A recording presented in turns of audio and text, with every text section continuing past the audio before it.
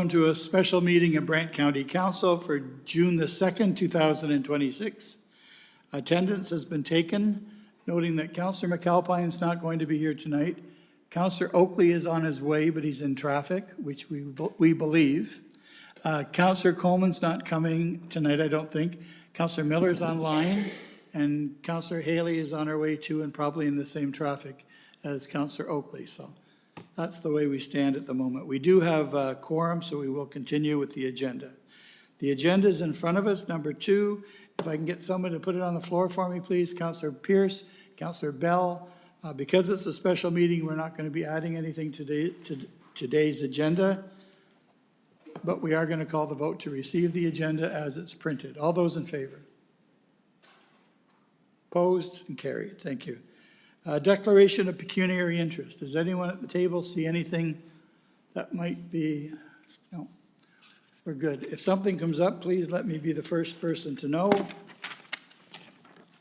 And what we'll do now, this is a public hearing, and what a public hearing means is it means that you people in the room can speak at any time after the presentation. There's a piece of paper on the podium at the back. If you want to follow all the notes that goes with any of these issues or articles, just sign your name on that paper at the back there and your email, and we'll make sure that you stay in touch with whatever issue is in front of us that concerns you or that you're interested in. So just sign that before you leave. With that being said, number 4 on our agenda is the fact that it is a public hearing. And I'm going to now call the public hearing open, and I'm going to call upon Brandon, who's going to be the speaker for most of today's meeting. And what we're going to do is we're going to separate the program, the agenda, into different sections. And after every section, we'll open it up to the floor and to council for questions and answers, and then we'll move on to another section so it doesn't, so we don't have to have all the questions at the end. If you have a question after you hear the issue, you can ask for it then. So with that being said, Brandon, whenever you're ready. Thank you, Mr. Mayor. Good evening, everyone. So my name is Brandon Courtleave, and I'm the Manager of Policy Planning with the County of Brant. And our team is looking after this very important project. It's the Community Planning Permit System. And what this will do is replace the county's current zoning bylaw, which was passed in 2016, to update it and make sure that it conforms with our new official plan, which was passed in 2022, 2023. So what we're doing here is essentially introducing new zoning countywide. There's many different things that this new bylaw is going to address. We're looking at getting rid of our committee of adjustments so that certain decisions can be delegated to staff to move some of that simple decision making forward pretty quickly. We're looking at some individual issues that have popped up over time, one of which being our mobile home communities, offering a permanent zoning to those communities, and just to go through site plan control. So I imagine there are some folks here to discuss that this evening. But overall, because this is such a large project, we've tried to divide it into kind of smaller parts to discuss. And we welcome anyone that wants to come up to speak about their property individually or the zoning at a greater level. That's the intent of this public meeting. They're welcome to do that. They're also welcome to reach out to staff at any point to discuss those things. We're happy to have those conversations. So just a brief overview of the presentation before we get into it. So what we'll do here is we'll give a quick overview of the community planning permit system. And just after that, we'll take a pause and we'll invite the public up or members of the public who wish to speak to the new zoning kind of at a general level. We'll do that as an opportunity for public feedback. And then after that is done, we will go through some individual topics. You'll see here permit classes and decision-making authority, some application examples under the new system. We'll look at what's called facilities, services, and matters, which is the opportunity for extra height and density in the county. We'll look at some of the feedback and refinements we've heard about on the draft bylaw that was released in April. And then we'll talk about the recommendations and next steps. And so after each section, there will be a period of time that the public can come up and speak to each component if they wish, and then we'll have kind of a conversation or discussion with council and staff about those specific topics at that time. If there are specific topics that council is interested in hearing about that aren't on this list this evening, we welcome that as well, and we can kind of take that back and bring some notes back maybe later in the presentation. But I will invite Chun to come up and provide some more information, but just to let everyone know why we're here. So we do need to hold a statutory public meeting for this project. We've done some public engagement on it already. We've done some open houses. We've hosted 4 of them. This project has been going on for more than a year. So this particular public open house is with respect to the official plan amendment that's needed for the project and for the draft bylaw, which will replace our zoning and site plan. And the public input that we receive at this meeting, as well as all of the meetings and open houses that we've hosted, and the continuing engagement opportunities will be used to inform the final draft of the OPA and the bylaw, the new zoning.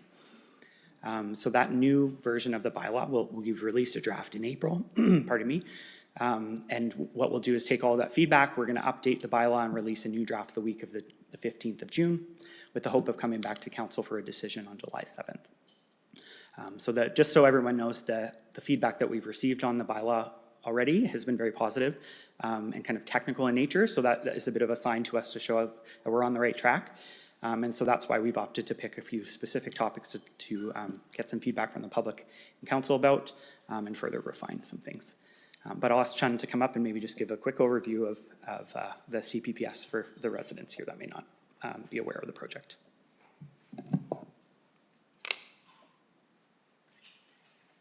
Thanks, Brandon. Good evening, everyone. Most of you are familiar with what a CPPS or Community Planning Permit System is, so I'll just provide a very quick overview. It's a tool enabled under the Planning Act that can replace 3 traditional processes of zoning bylaw amendment, site plan control, and minor variance. The CPPS, also known as the Community Planning Permit System, would combine these 3 processes into one application and approval process. A CPPS can apply to a specific area, or it could apply to the entire municipality. In Brant County, this is the case. Once a CPPS is in place, a CPPS cannot be appealed or amended for the first 5 years unless the council agrees to do so through council resolution. It's important to note that a CPPS does not replace the process for land division, and so a plan of subdivision and consent approval are still in place. Similarly, a CPPS does not replace a building permit approval, and so any construction or demolition of a building or a structure would still need a building permit.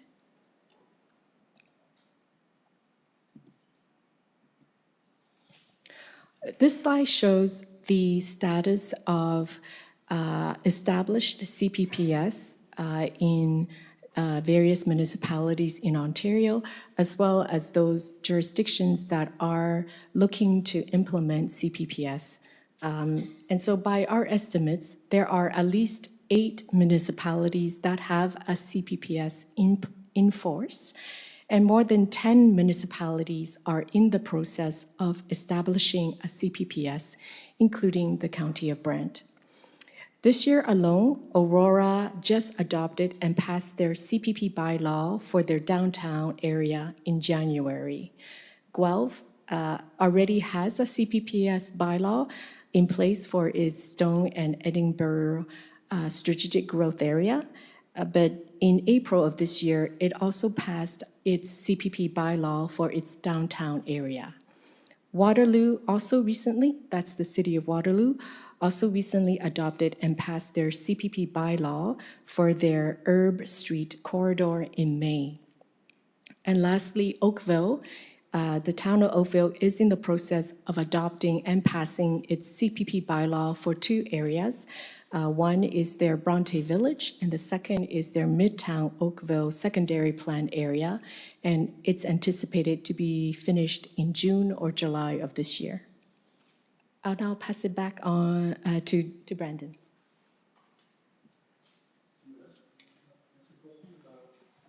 Oh, okay, Councillor Bell.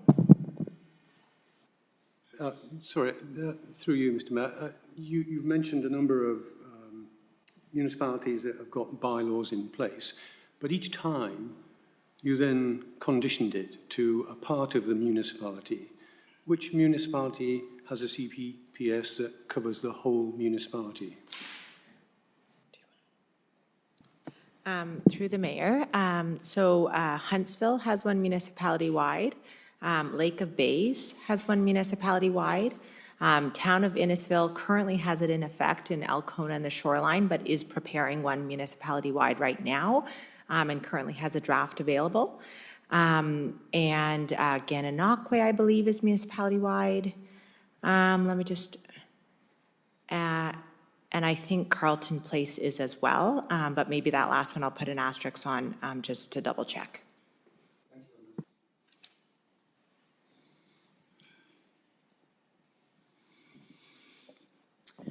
All right, so that's just a brief overview of the community planning permit system. We've presented some more detailed information previously, so if you're looking for some more information on that topic, I'd encourage you to visit the Engage Brant page, engagebrant.ca/CPPS, for those who may be watching online or here in person. So what we'll do now is I'll pass it back to the mayor to provide the opportunity for public feedback at kind of a general level, and if there's any questions that come from that, we're happy to answer them as staff. Okay. Is there anyone in the room that wants to speak to what you've just heard before we really get into it? Councillor Pierce? Thanks, Mr. Mayor. If I could, so just as an overall, through you to Brandon, I guess the way I want to word this so everybody can understand it is the fact that I want to ensure that this CPPS process is making things easier to navigate as opposed to easier to expedite. Through the mayor, I think that's a very important distinction and something we've heard in the public feedback as well. I recognize that there is a concern with development in general and the pace of that, and this is also a tool that can help address that. Bylaws are innately technical, so we recognize that, and we're trying our best to write this in a way that will make it user-friendly, but there will also be the opportunity to have kind of user-friendly companions to that, and those are things we are diligently working on as staff. So an example of that, the tool that we have online where you can type in your address, you can pulls up your zoning. Our intention, once we have the bylaw kind of finalized, they'd be able to type their address in and get a report that states exactly what that zoning information is for their property. Okay, so that the intent here is to make the whole process overall streamlined, Right. but easier as a process, not necessarily to just be able to push things through that. That's correct. There would still be a level of oversight if that's a concern as well. Staff are very diligent about the review and asking for specific requirements for applications. It would just be that is more innately spelled out in the bylaw and in the process than it is currently, where it's more discretionary for people to make those decisions. Perfect, thank you. And one more, if I could, Mr. Mayor, as an overall.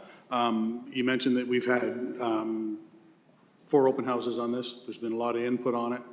And I want to, again, just confirm the fact that we hear a lot, you know, we go to these open houses, we say our piece, and nothing's ever done. You made the statement that the input from the open houses will be used to make the final version.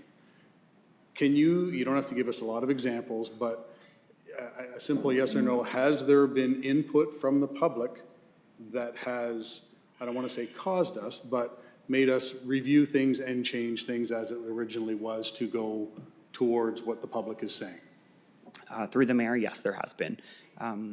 What will be of particular interest is, or what seems to have been of particular interest is the level of variation that's available for staff to make decisions, particularly with smaller applications. So someone putting in a shed, someone putting in an ARU, instead of taking the months to go to C of A, spending the money on doing various reports, that whole process will be streamlined.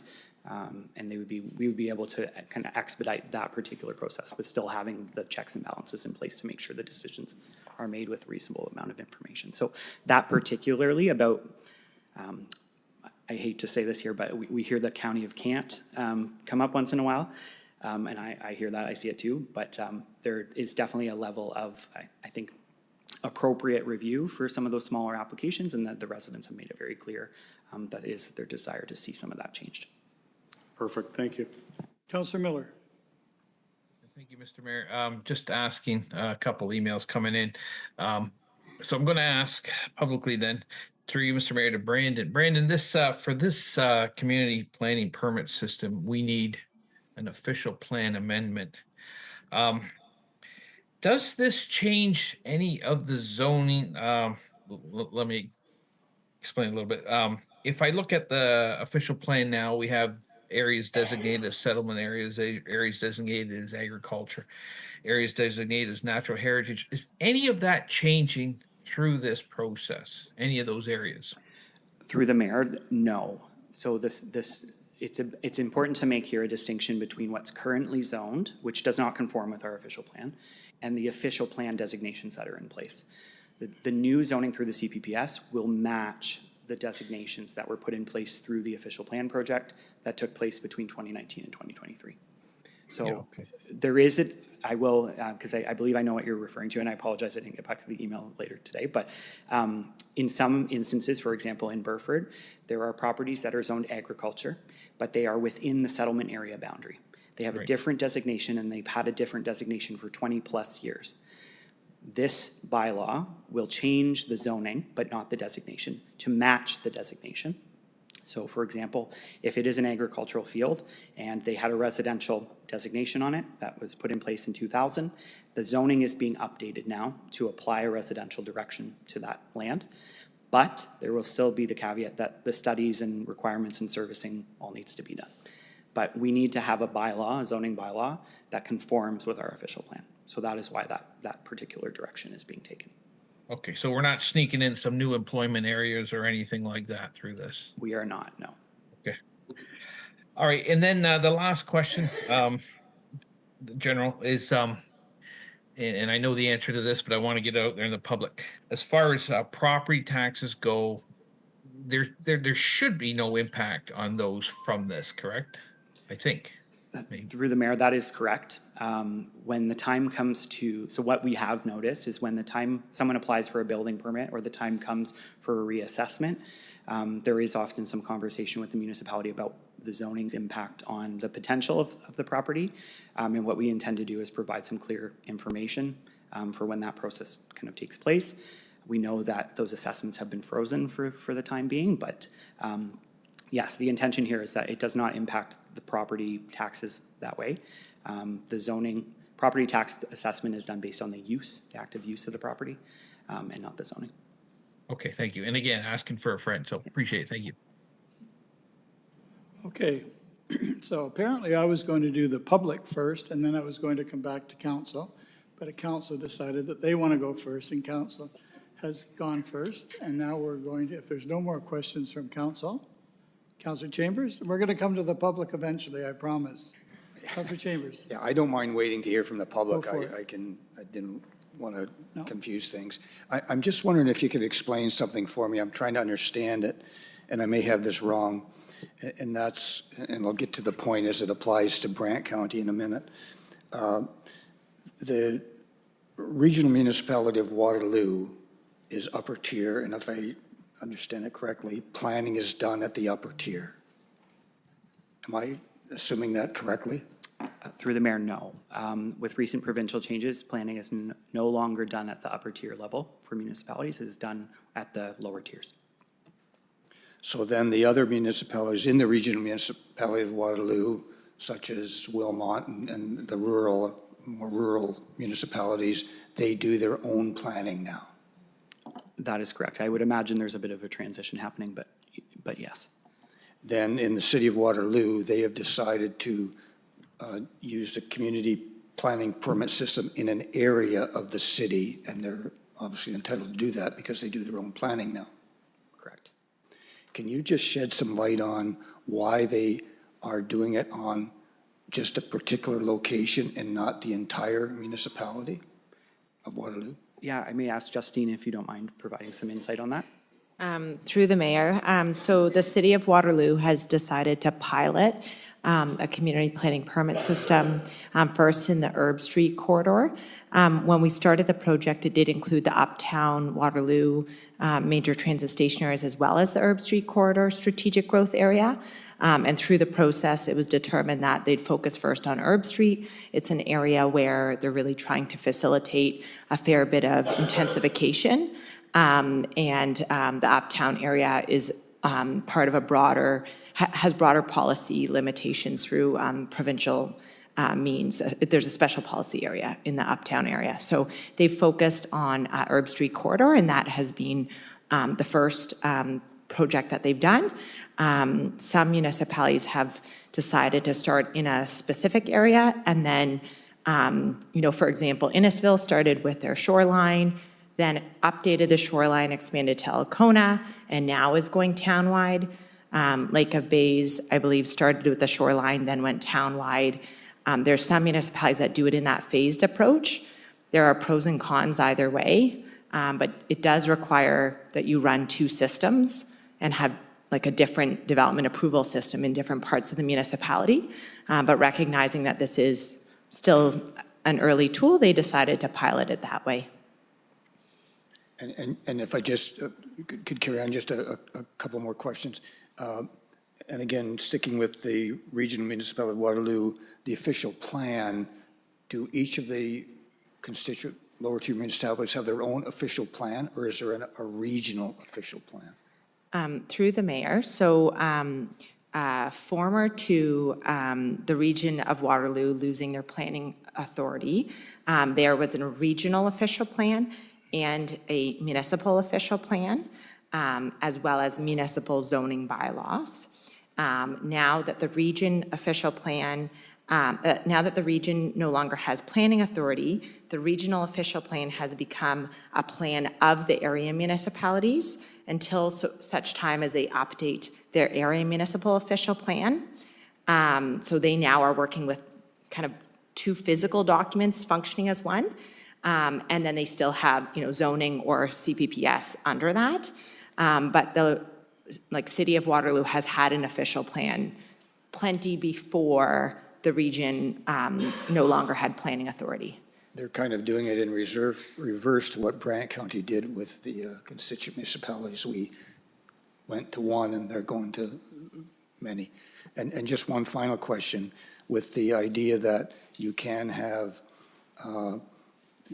areas within a municipality with the community planning permit system, was there any consideration done to separate the rural areas as opposed to the more urban areas, noticing that most of the areas that you're listing as having CPPs in effect are urban as opposed to rural municipalities? And through the mayor, yes, so we did consider that. Part of why we landed on exploring one option and having it municipal-wide is for consistency purposes. And as Justine mentioned, having to deal with two documents, that's one document is confusing enough for the public, so two, and for staff, quite frankly. So trying to just deal with one, that was a very kind of large perk to that. And we also have an opportunity here to kind of pave the way to use a CPPS in a more rural context. And because it is a more flexible tool, and we have some kind of creative options that we can do, and we've had some great suggestions on how to implement that and make that really benefit farming and farmers in our agricultural areas. Any other questions from council? Seeing none, welcome, Councillor Haley. Good. I did have questions, I just wasn't ready, I'm sorry.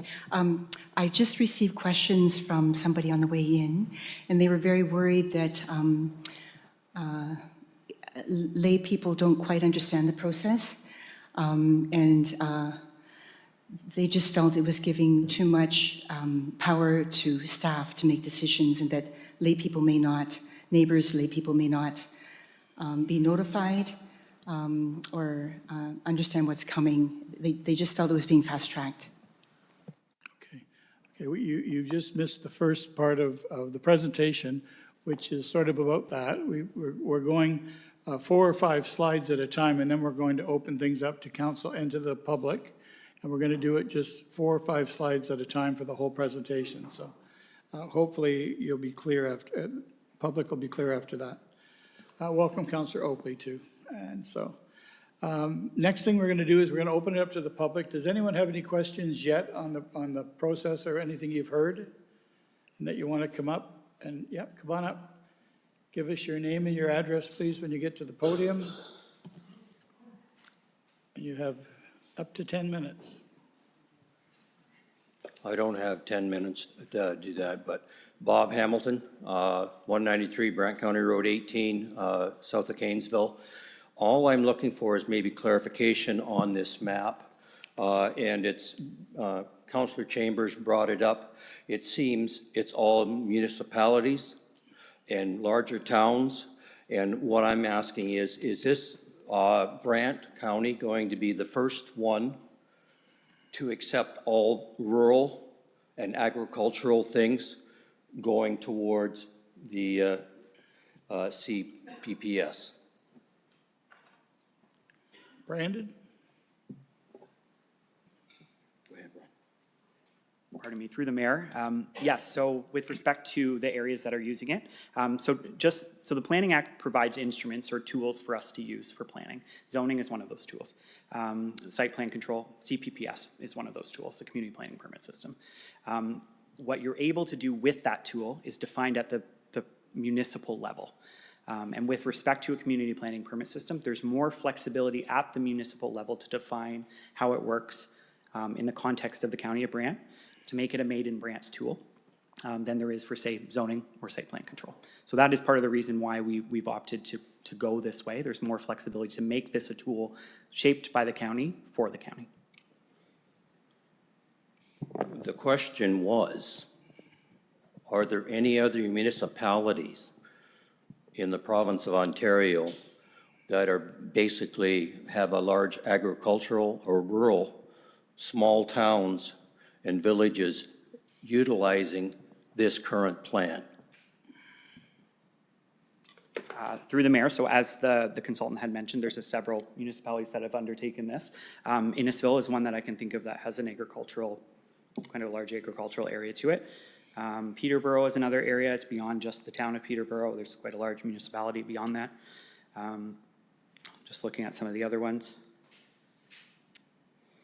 Maybe Huntsville is one. They're a bit further north, so their agriculture might be a little bit different than ours. But Agricultural or recreational at that point? yeah, I think a bit of I both. think there's a difference.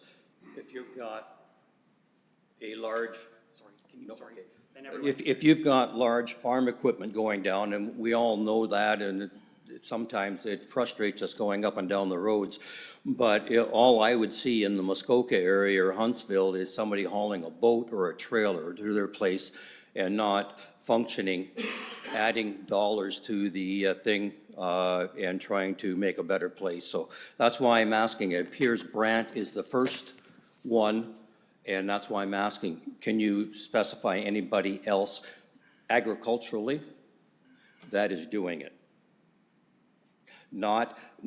They're looking at it because everything seems to be a section of this town, that town. You go to Gananoque, it's the town itself. It's not the outside and all the areas. So that's really what I'm just wanting to know. And will that impact going ahead, getting a site plan, which they may need, or building an ARU, or on the other side, doing a minor variance? I can see the process, but I'm just asking, are we in this group here or the council looking at being the first in Ontario to handle agricultural and rural situations? Thank you. Okay, and that's why we have the podium with, so that you can put down your email address and we'll keep you informed. Yeah. Thank you. And they will get back to you. Note also that we're not making any decisions tonight. This is not a finalized document. We're gathering information to take back to staff so that they can make this final report more inclusive to everyone. Anyone else want to come up before we start? The way we're going to do this is there are going to be 3 or 4 slides, and then we're going to open it up for questions and stuff. And we'll just, It's like eating an elephant. We're going to do it one bite at a time, and that way your questions don't have to wait to the very end. So is there anyone in the room that wants to come up and speak to anything so far? I'm going to ask for the second time, is there anyone in the room that wants to come up and speak to anything you've heard so far? And I'll ask for a third and final time, is there anyone in the room that wants to speak to anything you've heard so far? Seeing none, we'll call this the last part of the meeting closed, and we'll continue, Brandon, with the permit decision-making. All right. Thank you, and through the mayor, we'll just bring up the slideshow once more. And I did want to note as well, if anyone needs to use the washroom or would like some coffee, there is some available just through those doors over there. There will be some pauses in the meeting for that, but just in case you're bored of hearing me speak, yeah, feel free to duck out that way for a moment. All right, we're going to talk about permit classes and decision-making. So this, I suspect, will be of great interest to everyone in the room, but this is the conversation about thresholds for staff versus council decision-making. And what we've done here is focused on what will be Section 3 of the new Community Planning Permit Bylaw. And that Section 3, kind of represents what the zoning bylaw is in essence. It does include some areas of the previous site plan control direction. So you'll see those two, site use and function and general design. They're highlighted there in kind of the purple color. And then the zoning, parking, and some overlays or site specifics. Those are covered in the blue, and those are kind of as they are in our zoning bylaw, being carried over to this new tool. So what we're doing here is I'll just go through briefly what each kind of subsection of the zone is. There's 5 of them, or of this section of the bylaw. So the zones themselves, so that lays out what's permitted and where you can build. So the idea behind that is your permitted use is listed there, as well as kind of a developable area. So it provides the setbacks and the height restrictions, so setbacks from the property lines and height. And the idea is that that's kind of your no-build zone outside of that, and anything within that is your opportunity to build. The variations in that area, in that specific portion of the bylaw vary. So there are staff permissions within a certain percentage. There's opportunity for council to consider them as Class 3, and there also are some that are just strictly requiring amendments. Site use and function is how specific uses are expected to operate. This is akin to our site plan control bylaw, as well as a general design, so how the site is laid out, accessed and serviced. So the variations are proposed to be handled by staff in those instances, and that is something that is already handled by staff. You'll see in the bottom corner there, that's handled through the site plan control process. So that delegation of authorities is proposed to remain the same. With respect to parking, the requirements in that section would be how much parking or loading you need and the driveway space that you might need. And what we're proposing here is to have staff decision-making or amendments required. So you'll notice that there's no mention of council variation in there. And this is a point for discussion, but there is a strategy here where we can make an intentional choice to maintain the stability and consistency of the framework of the bylaw itself. So what you're saying there is council will choose on a case-by-case basis if they want to consider an amendment to the bylaw. Amendments are not permitted within the first 5 years of passing of the bylaw unless council makes a resolution to allow that. And there is no appeal to that. So there is an opportunity to take a bit of a breather on some of the topics, I guess the hot topics, I'll call them, to address some of the points of council where it's been brought up that amending our bylaw and chipping away at kind of those things, there is an opportunity to kind of forgo that and address them on a case-by-case basis. So particularly with parking, that's one that we've had a lot of discussion about. And we've also put that in as an option with our overlays. And the reason for that is because those would be the extra rules that apply to specific areas. So areas with hazards like floodplains, but also areas, say, with specific built character like downtown Paris. There would be opportunities for the municipality to kind of control the requirements that are put in place and then test them out for a number of years without seeing site-specific changes being made to them. This particular portion of the bylaw, and this goes back a bit to Councillor Pierce's comments, will be probably the most public-facing and the most of interest. So what we are trying to do is create some user-friendly tools for the public. For example, there's a little report here shown, but, and I mentioned that you'll be able to type in your address and get kind of a report of all the summarizing requirements from each of these subsections that would apply to the address that you've typed in. And again, just under the zone pieces, so if a permitted use is not listed in the permitted permissions table for the zoning, to add that use to that zone, it requires an amendment. And again, amendments are not allowed without a council resolution within the first 5 years. So provides an opportunity for stability. On the other hand of that, we are trying to make the permissions or the uses themselves, the permitted use is very high level, so that there can be some interpretation made with that. And the idea is that you won't need to make an amendment to the bylaw if your use clearly conforms to the OP.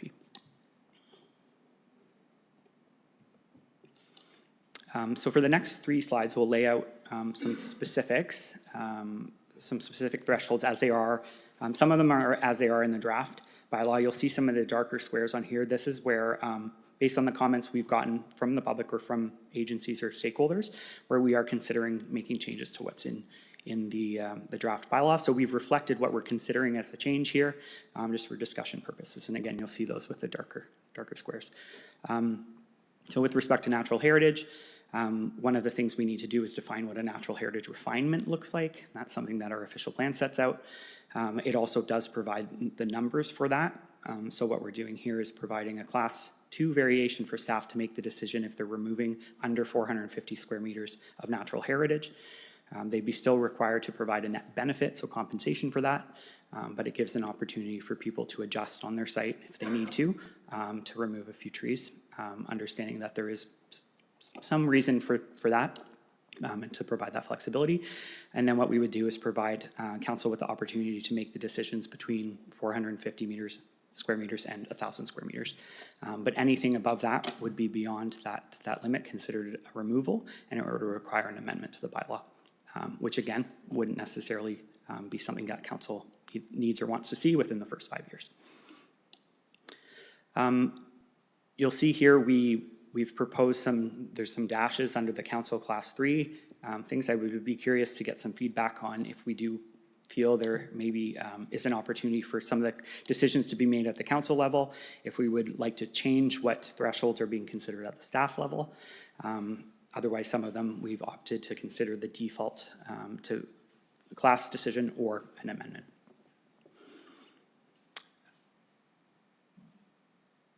I'll maybe pause here if anyone, so we will talk specifically about parking and height, but if anyone has any questions about these specific topics, I'm happy to address those. Councillor Pierce, you're first. Thanks, Mr. Mayor. Through you to Brandon. I'm going to hit the parking right off the hop, Brandon. So what you have here is it's staff or amendment, how much parking, loading, driveway space you need. So there are standards for that. So is it safe to suggest that if they don't meet the standard, that's an amendment? Or where is that line going to be that staff will say yay or nay? Yeah, through the mayor, we do have a specific slide on all of the parking requirements. We'll show that shortly, if you don't mind. Yep. We put a pin in that one. I can wait on that. That's perfect. And then one other one I have for setbacks. Again, with the, how many applications do we get in where here's a setback and they want to reduce this and reduce this and reduce this? To me, like the metric is, if you're talking setbacks, the metric to me should be what the standard is, not minimum, what the standard is. And I think a minimum change would go to staff. But if we're talking, up to 50, potentially a 50% reduction in setbacks, and no offense to staff, but I want that coming to council or a flat out no. And through the mayor, so what I will note about that particularly, the way we're approaching setbacks with this new bylaw is a bit different than the current bylaw. We're separating setbacks that would be from the property line to setbacks that may be required from additional uses like MDS, land use compatibility, from neighboring industrial uses. So those will be a separate thing that's dealt with. The setbacks themselves are quite reduced from what we might consider to be a normal setback under the zoning. And the reason for that is what we're trying to do is just create a very clear separation from the property lines. So for example, agricultural zone, minimum property line setback 5 meters, whereas I believe 10 meters is the current. But 5 meters would be the requirement under the zoning bylaw, with a 50% reduction, 2.5 meters. And that's to recognize that there are smaller properties that are zoned agriculture that may need to put their shed a bit closer to the property line because their property is smaller. So that's why we're trying to recognize those thresholds of variation. And 50 seems like a high number, but in reality, the reduction that it's making is still within the bounds of what we're kind of regularly approving as reductions to the zoning bylaw today, and what we don't think that council would need to see. Okay, so if I could, Mr. Mayor, just, I'm gonna kind of spin it a different way, Brandon. So we get a developer that comes in and they're gonna do this, but they want rear yard setback reduced, side yard setback reduced, front yard setback reduced. That is what, if I'm understanding what you're saying, that's gonna be separated from the example you said there, where you've got an agricultural land, they're gonna put a shed or something in the back. Those will be separated? The review would be the same or similar. It would just be that the zone standards that are applied are different. So for example, I'll go to the community node zone or neighborhood zone. Let's look at that one. So the minimum property line setback is 3 meters. Yeah. That would be from any of the property lines with a 50% reduction, so 1.5 meters. So they were required that. And then the way that this is set up right now with the setbacks is that if they can't meet that 50% reduction, so they want to go 1.4 meters, does council want to see that? Or do we want to take a period of time and wait and require an amendment for things like that? That's the option that's kind of available, but what's proposed right now through this table that we are not showing right now, but were before, is that the 50% reduction permission sits with staff. Class 3 is to be discussed, but currently there is no option for that. It would go directly to an amendment. And there are pros and cons to that, because what we will inevitably get someone coming in at 1.49 meters that cannot meet it, but the situation of their particular property maybe justifies that. Do they need to go through that amendment process, which can be onerous? Or should there be an opportunity for them to come to council without the need for an amendment? Or have staff decide on that, right? If we consider it, say, minor in nature. There's opportunities to kind of make that more flexible, but what we've opted here is rigidity, to say 50%, staff can decide. Beyond that, it's a no for now. We'll discuss it later. Thank you. Councillor Oakley. Mr. Mayor, sort of along this line here, is there a reason particular why we arrived at that 50% reduction number as opposed to say 25% or 33%? Yeah, through the mayor. So what we did was we assessed what is permitted in our current zoning bylaw, alongside with the common amendments that are happening, the site specifics, and we did discuss with developers and residents about kind of industry and local standards, what people are looking for. For example, we know in reality people are placing their 10 by 10 shed, they don't need a building permit for, probably closer to the property line than the zoning currently allows. So as long as we, not that we need to recognize that, but if we can make sure that that's controlled in an appropriate way, that's where some of these ideas of the variations are coming in. Okay, thank you. Councillor Bell? Yeah, thank you, Mr. Mayor. So if I understand this right, Brandon, the language we now use is zoning framework rather than zoning bylaw. Is that what I... Yep, through the mayor. So we had the opportunity, a lot of other community planning permits use precinct, but we're going to stick with the word zoning because everyone knows. Yeah, zoning is good. I've been around long enough so that in 2016 I was part of a team that actually looked at every zoning bylaw map and revised it. It's a tortuous process, but it's complex. How do we handle day one of this new system? Is it the zoning bylaws that we had are still in place? Through the mayor, no, they would be repealed. So we will have transition policies. And the idea is that we're going to give ourselves a kind of 2-year flexibility period where if we've noticed that there are issues with someone coming in under this new bylaw, where they would have had standards that would have allowed them under the other bylaw, we can honor that. So if I may then, the 2 years is probably about as long as it takes to do the proper zoning bylaw update based on the experience I had 10 years ago. I like the idea that staff have got some flexibility, but if I took, as an example, lot coverage, percentage of lot covered, could you explain how you would apply ranges based on zone? And you've got brackets 40 to 60%. Just help me with an example on that. Yeah, of course. So through the mayor, with respect to, say, the neighborhood zone, the permission for maximum lot coverage is 40%, and you're permitted a 20% increase to that. But then when you say look at the agricultural area, the percentage coverage for buildings is less. So because the lots are larger, you don't want to allow necessarily a 40% coverage, but then there are variation opportunities for someone who wants to, say, put in a greenhouse. So the bylaw has to look at all of those kind of possible options, and that's why we've said it's a range, and it's based on kind of the context, the zone. So excuse my cynicism, but having been around here for 8 years now, I've seen every developer push this to the absolute limit.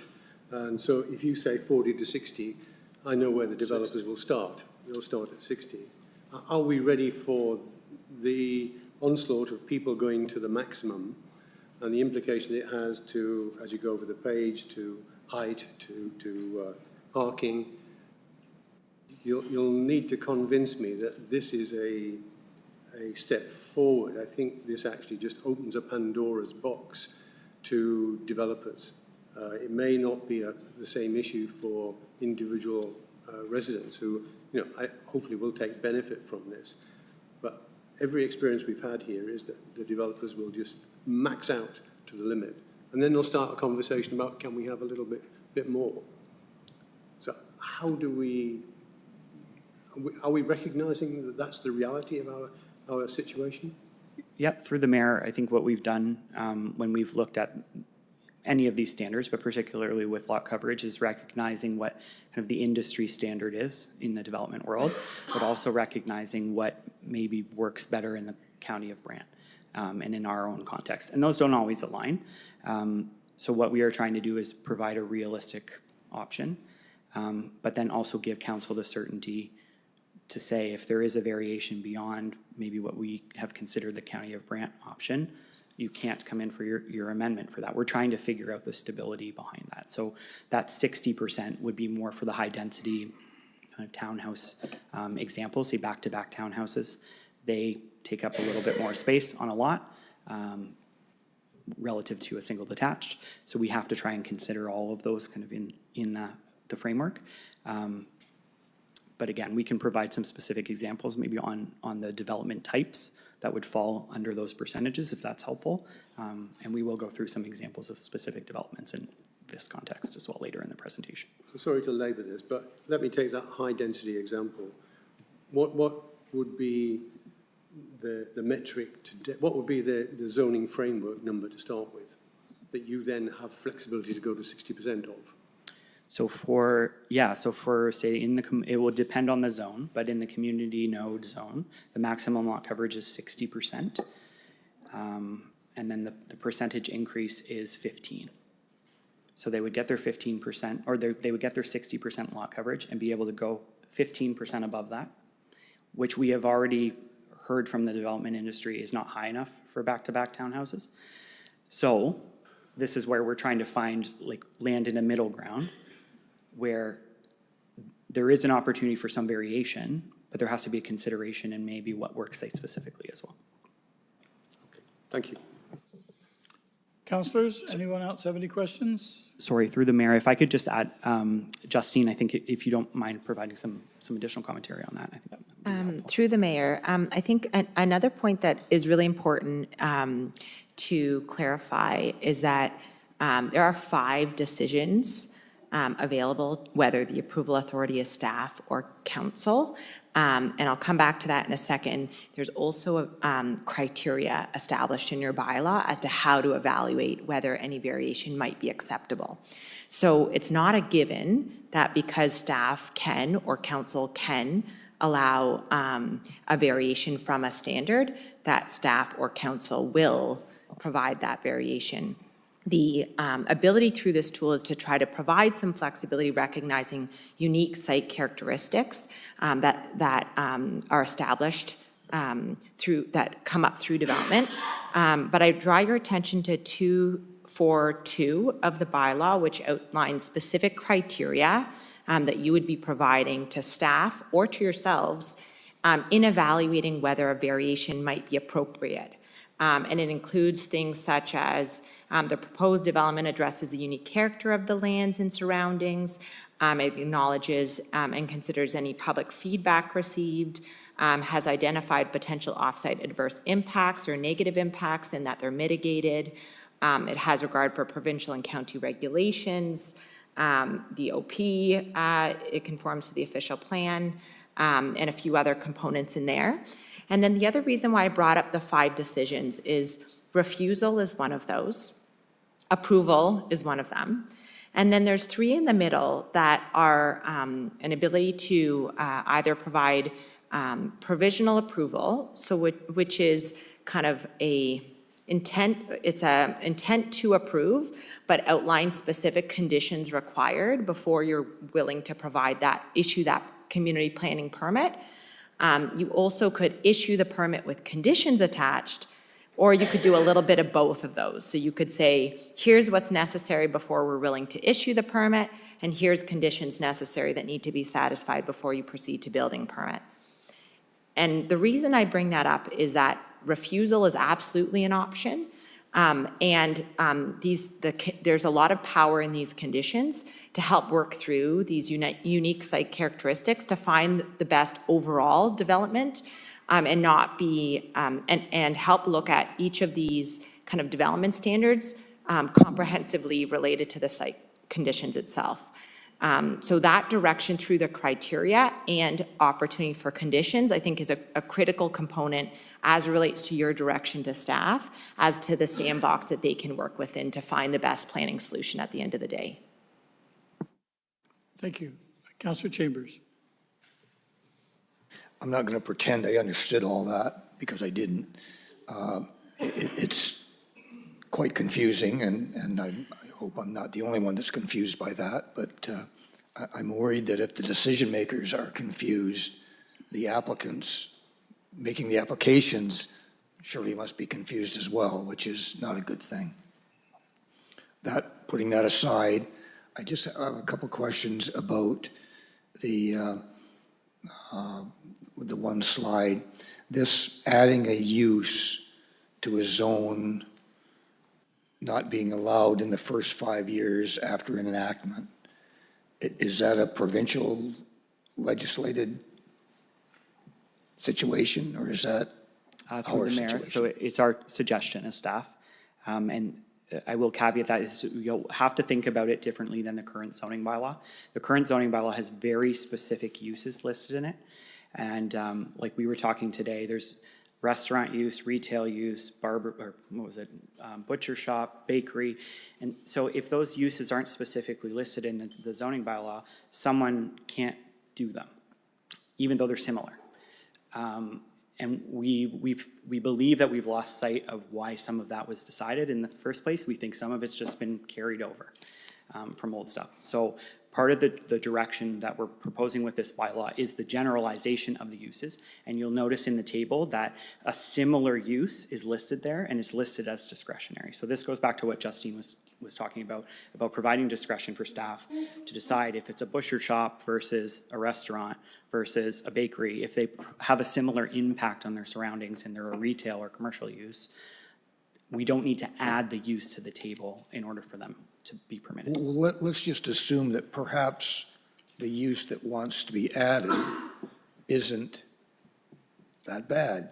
Maybe it would make sense to add that use. And you're saying that our new bylaw would not allow that for 5 years, and it's not appealable. And that decision will be made by staff and not council. Is that what you're telling me? No, not at all. So through the mayor, anyone would be able to come to council and request an amendment to the bylaw, but by council resolution, council would need to decide if that amendment process, like if that process can move forward.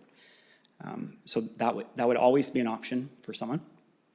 What I would say to that as well, though, is that our intention with, again, with the uses, is that anything that is supported or permitted at the provincial level by provincial policy and supported or permitted by our official plan would be included in that permitted uses list.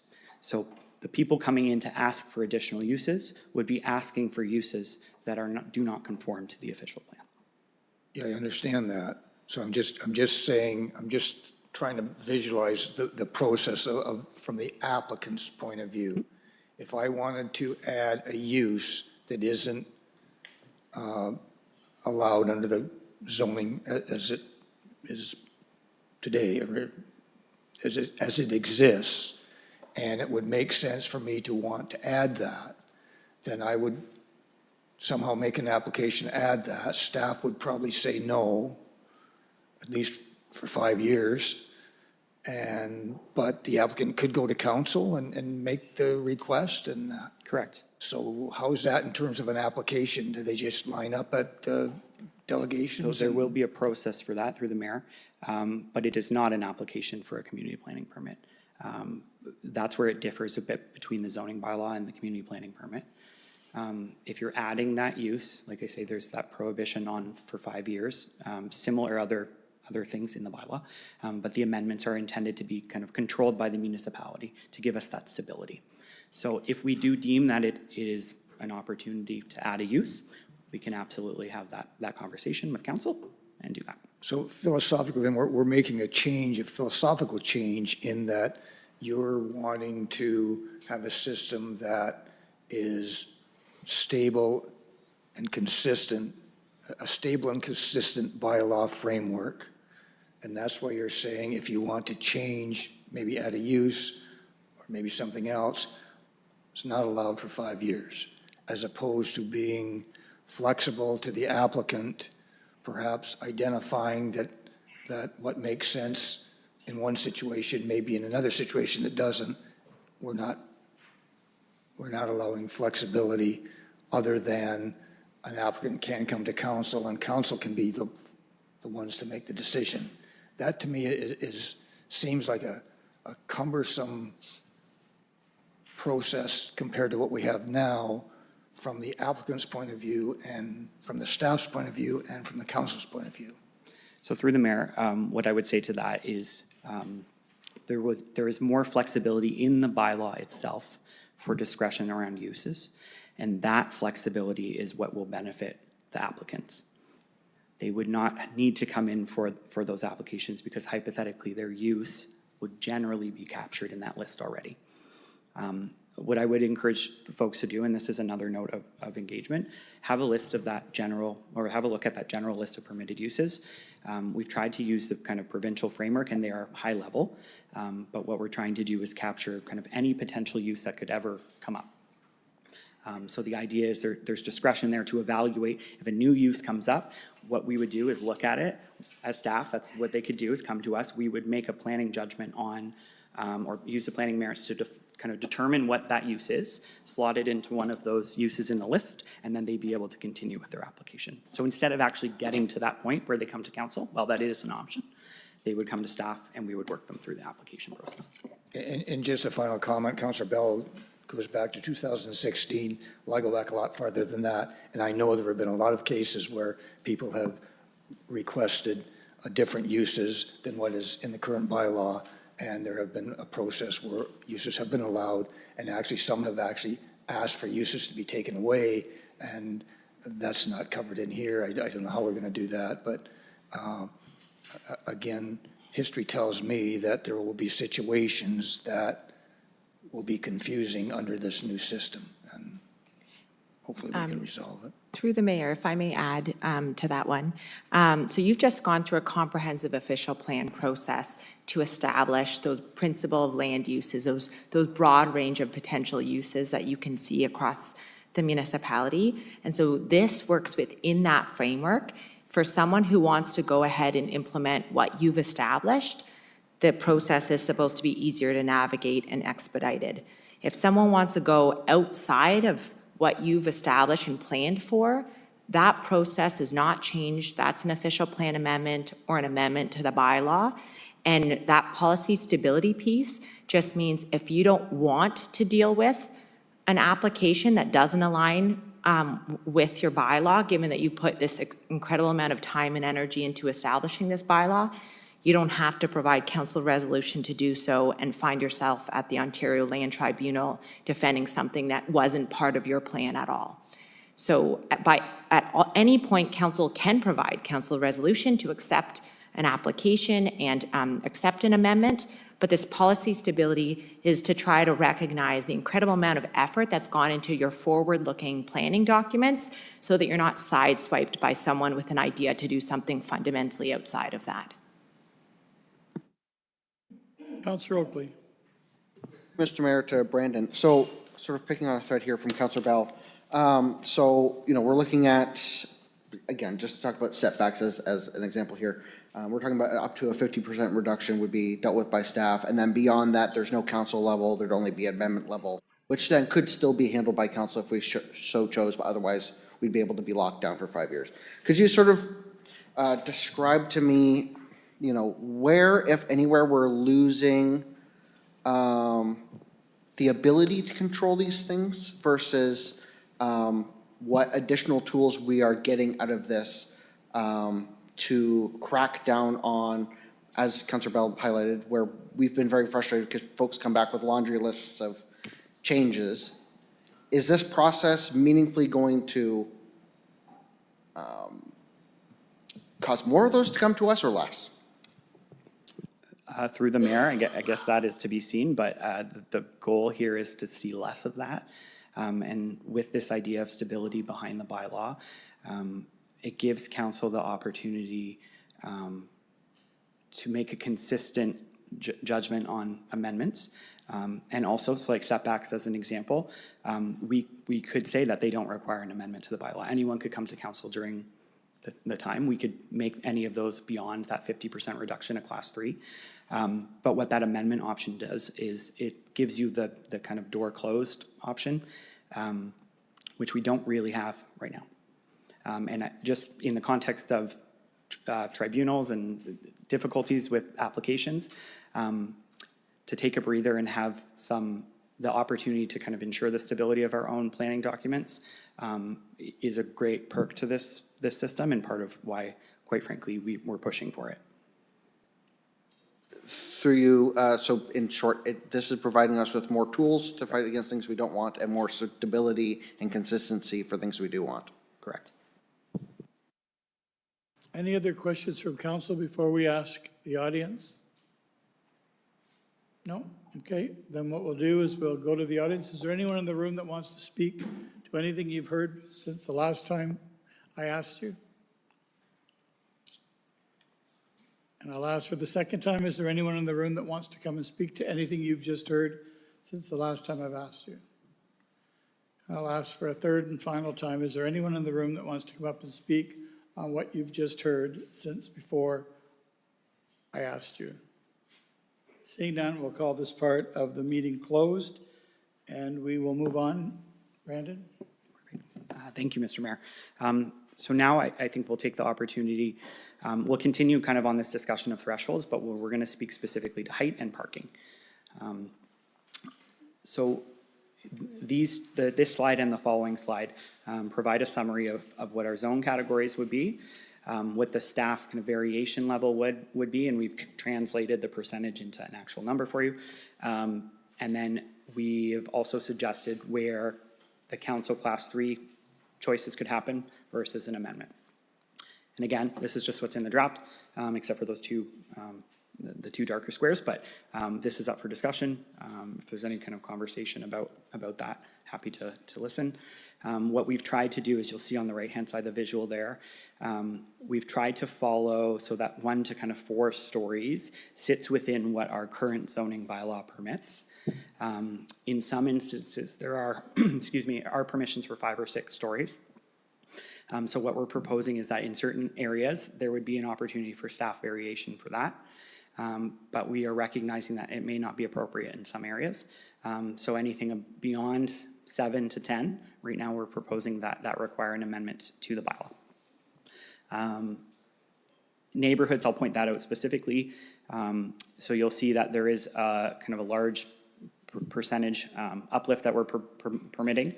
But the idea is that we would only allow like 2 to 4 stories. So 2 would sit at your base. That's what you're allowed as of right.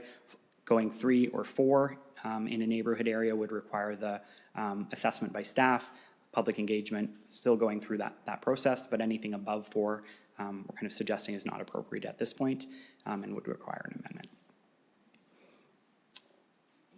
Height questions. Councillor Howe is your first.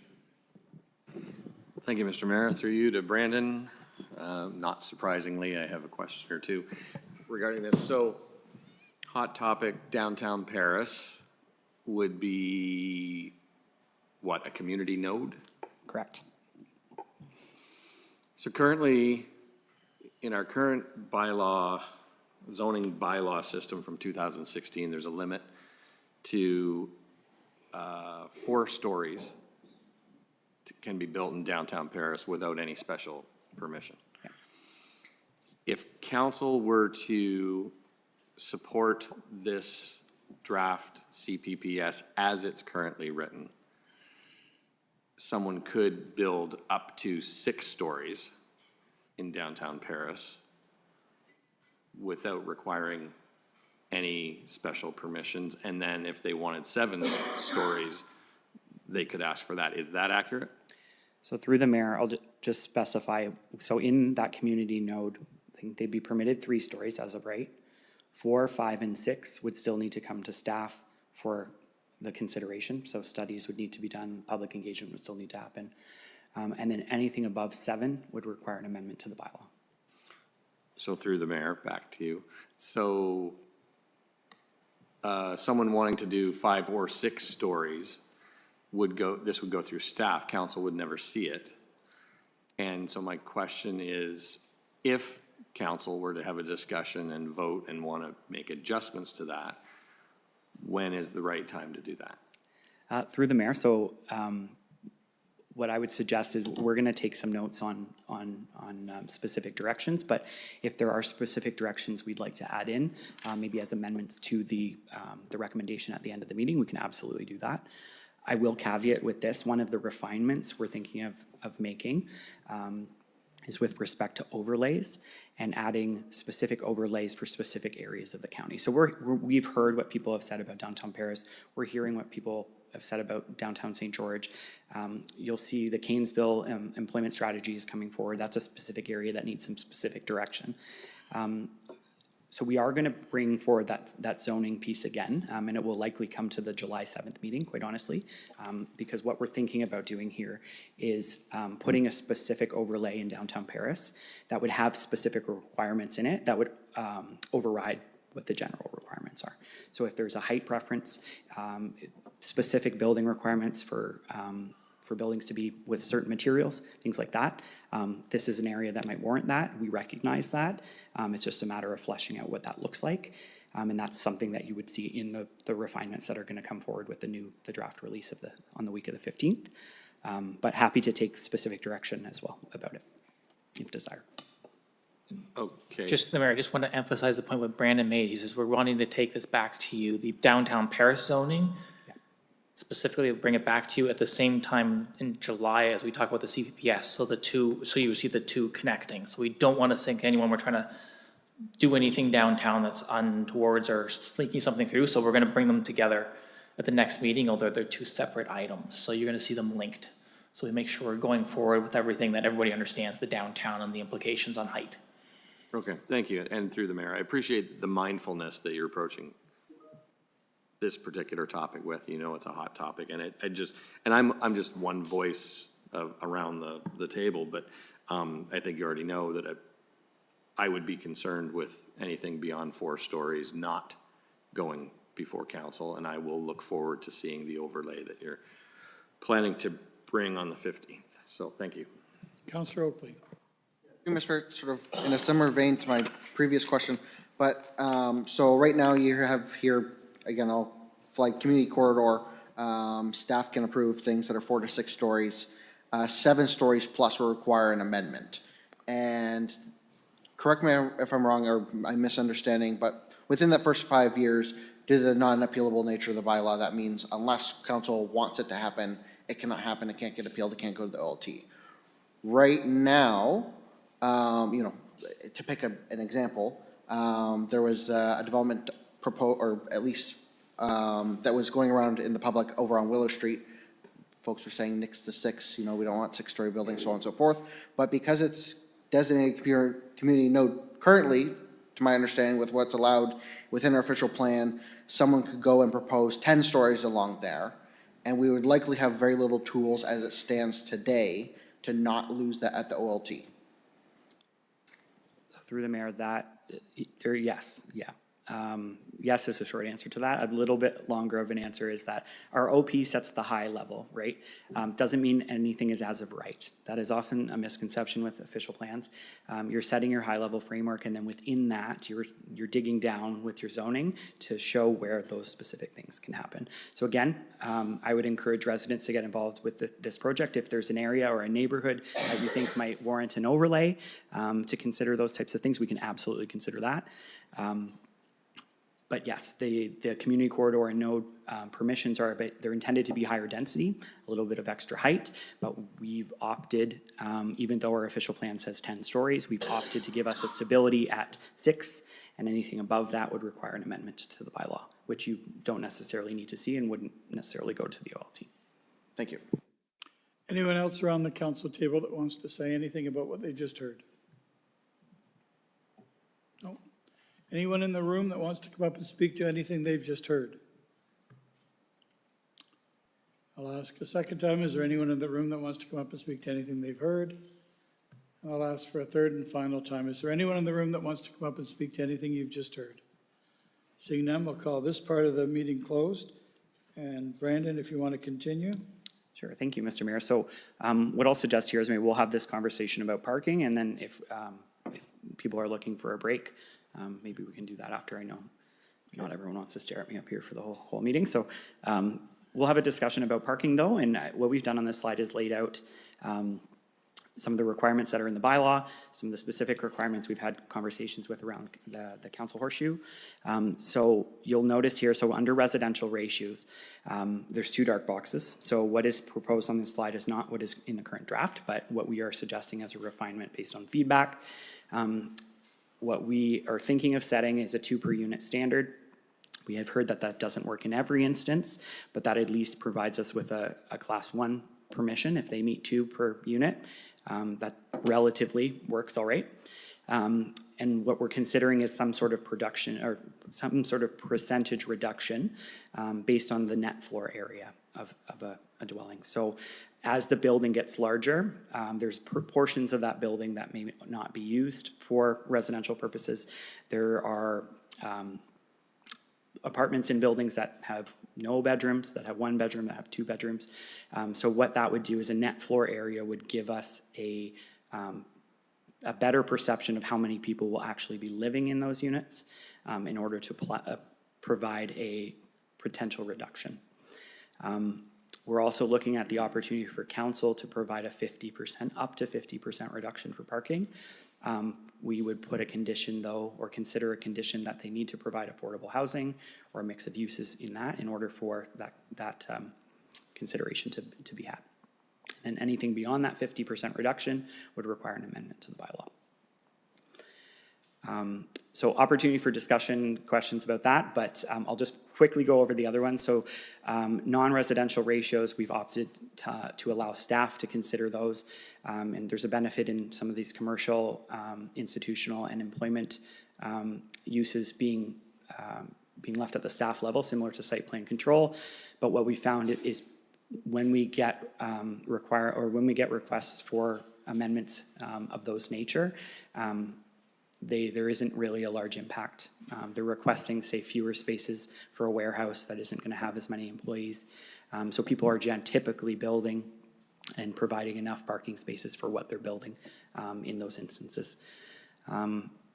We're also considering opportunities for on-site location, and this is more in a subdivision context, but in larger density or higher density. So within 400 meters of a site, if they provide an agreement that there's parking somewhere else that they will be providing, that would be an option to provide that variation.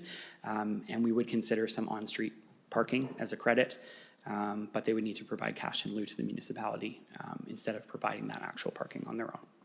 And that would only be used to recognize areas where there might be an overlap between, say, commercial and residential, where residential folks leave during the day, commercial patrons come, and then they switch. People's cars come back at night. So instead of adding a parking space for each one of those cars, they can share some space. So we would set parameters around that, but that's kind of a realistic ebb and flow of how things work. The percentage obviously is up for conversation, or that requirement in general. Space sizes, we wouldn't be proposing any changes to those. They'd require an amendment. That would be the same with accessible parking quantity. That would require an amendment. We are suggesting a reduction of permission for a 25% reduction when it's a heritage building or an adaptive reuse.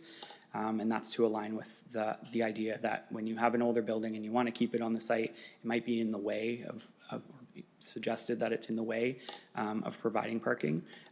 So to balance the opportunity for saving that building, conserving it, to provide some flexibility. And there would need to be studies done to address that, and we would have criteria to recognize where that might be appropriate or might not. That at a very high level is the parking, and I imagine there'll be some questions, so I'm happy to dive into that conversation. Councillor Bell. Yeah, just as height is Councillor Howe's favourite topic, parking is one of mine. I have three thoughts. Do we have data that supports 2 parking spaces per unit? We have a lot of houses now in Paris. We could just do a quick survey. My guess is that 2 is low. I can give you examples of 6. So in relation to your suggestion that you have a reduction based on net floor area, I would do it the other way around as well. You know, if you build a really big house, then you need a lot of parking, but that perhaps comes with the territory. But the real bugbear is the reality that one of the parking spaces we always give credit for is a garage. And again, if you did a survey, my guess is that 75% of garages in Paris are not used to store a car. So it undermines this whole process directly. So I'll leave that as an input and look to see something different coming back. On space size, again, just wander around Paris, look at how many vehicles actually cannot be accommodated on the driveway. And certainly they couldn't be accommodated in the minimum size garage that we produce. So my suggestion would be that we look at revising the minimum size of garage to accommodate what is the average size of vehicle, recognizing then that garage probably doesn't get used. So when you do the number counting, take credit for that. But I'd make driveways longer than they are today. I can point you to many, many examples where the tail end of an F-150 is sitting out on the road. It's not good. Councillor Pierce, you're next. Thank you, Mr. Mayor, through you. I don't know where to start on parking. I think you know how I feel here. And I'm going to kind of say a few things that my ward mate here said. With the 2 per unit, let's throw the garages right out. We know what happens with those. I'm not even going to talk about those. But if you think about it, if you're going on net floor area, okay, you could have a 1-bedroom apartment, okay, where you've got a couple living there. So you would say, okay, it's a 1-bedroom, it's a small, so we're only going to have 1 spot. But they got 2 cars. So I think when you start using square footage, and I understand where it can go the other way in these larger homes, but I think we've got to be very careful in reducing that number because, we're in the day and age now where, you've got a family and they got, literally, I've got a family and they've told me, we have 6 vehicles and we can't park them all in the garage. We can't park them all, and they actually use their garage, but they can't park them in the garage. They can't park them in the driveway. They can't park them on the road. And then that kind of gets me to the next one with the on-site location. So if I'm understanding this correctly, if somebody has somewhere to park within 400 meters, that's like 3 or 4 blocks, probably, maybe 3 blocks, then we're taking that into consideration? Through the mayor, it's an opportunity to take it into consideration. We'd put bumpers up around that. So I think in this particular instance, the intention would be, say, like event spaces or commercial spaces, not someone's individual house. Okay. So more on makes the sense. commercial end of things or the event spacing? Okay. All right. I appreciate that and thank you for that clarification. Yeah, but again, I'm going to circle back to the parking, like the on-site for residential parking. I think we need to be very, very stringent on that because we're already in a bad situation, and as we go forward, it could just get worse. Councillor Oakley. Through you, Mr. Mayor.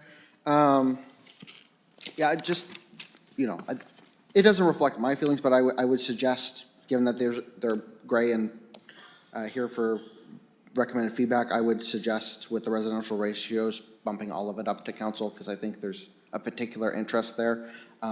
I disagree in the strongest of terms that garages should be taken out of the equation, just, to throw that out there. I think people can clean their garages if they need to use the space. So in the strongest of terms, disagree with that. Otherwise, I would think, for the most part, given the sensitivity of this council to parking, I would move also the on-site location, that also up to council. Councillor Kyle. Thanks, Mr. Mayor. Through you to Brandon. So if we think about downtown Paris or maybe even the downtowns of our St. George, Burford, there is kind of a general rule that if you have some residential above commercial, for example, you may or may not have parking that's nearby. And how is that captured in? So especially if we're talking about in downtown Paris, about some of these other adaptive uses, perhaps some mixed commercial and residential coming at some point down the road. How is that captured in here? Is it under the heritage and adaptive use, or is there another way that there might be some reductions required, recognizing that we have a finite amount of space in downtown Paris, for example, and it's maybe not realistic to have them add a space somewhere, for example? Yeah, through the mayor. So that would be another example of where this on-site location, these requirements, so within 400 meters of a site, and the overlay in downtown Paris would be a particular area that could be applied.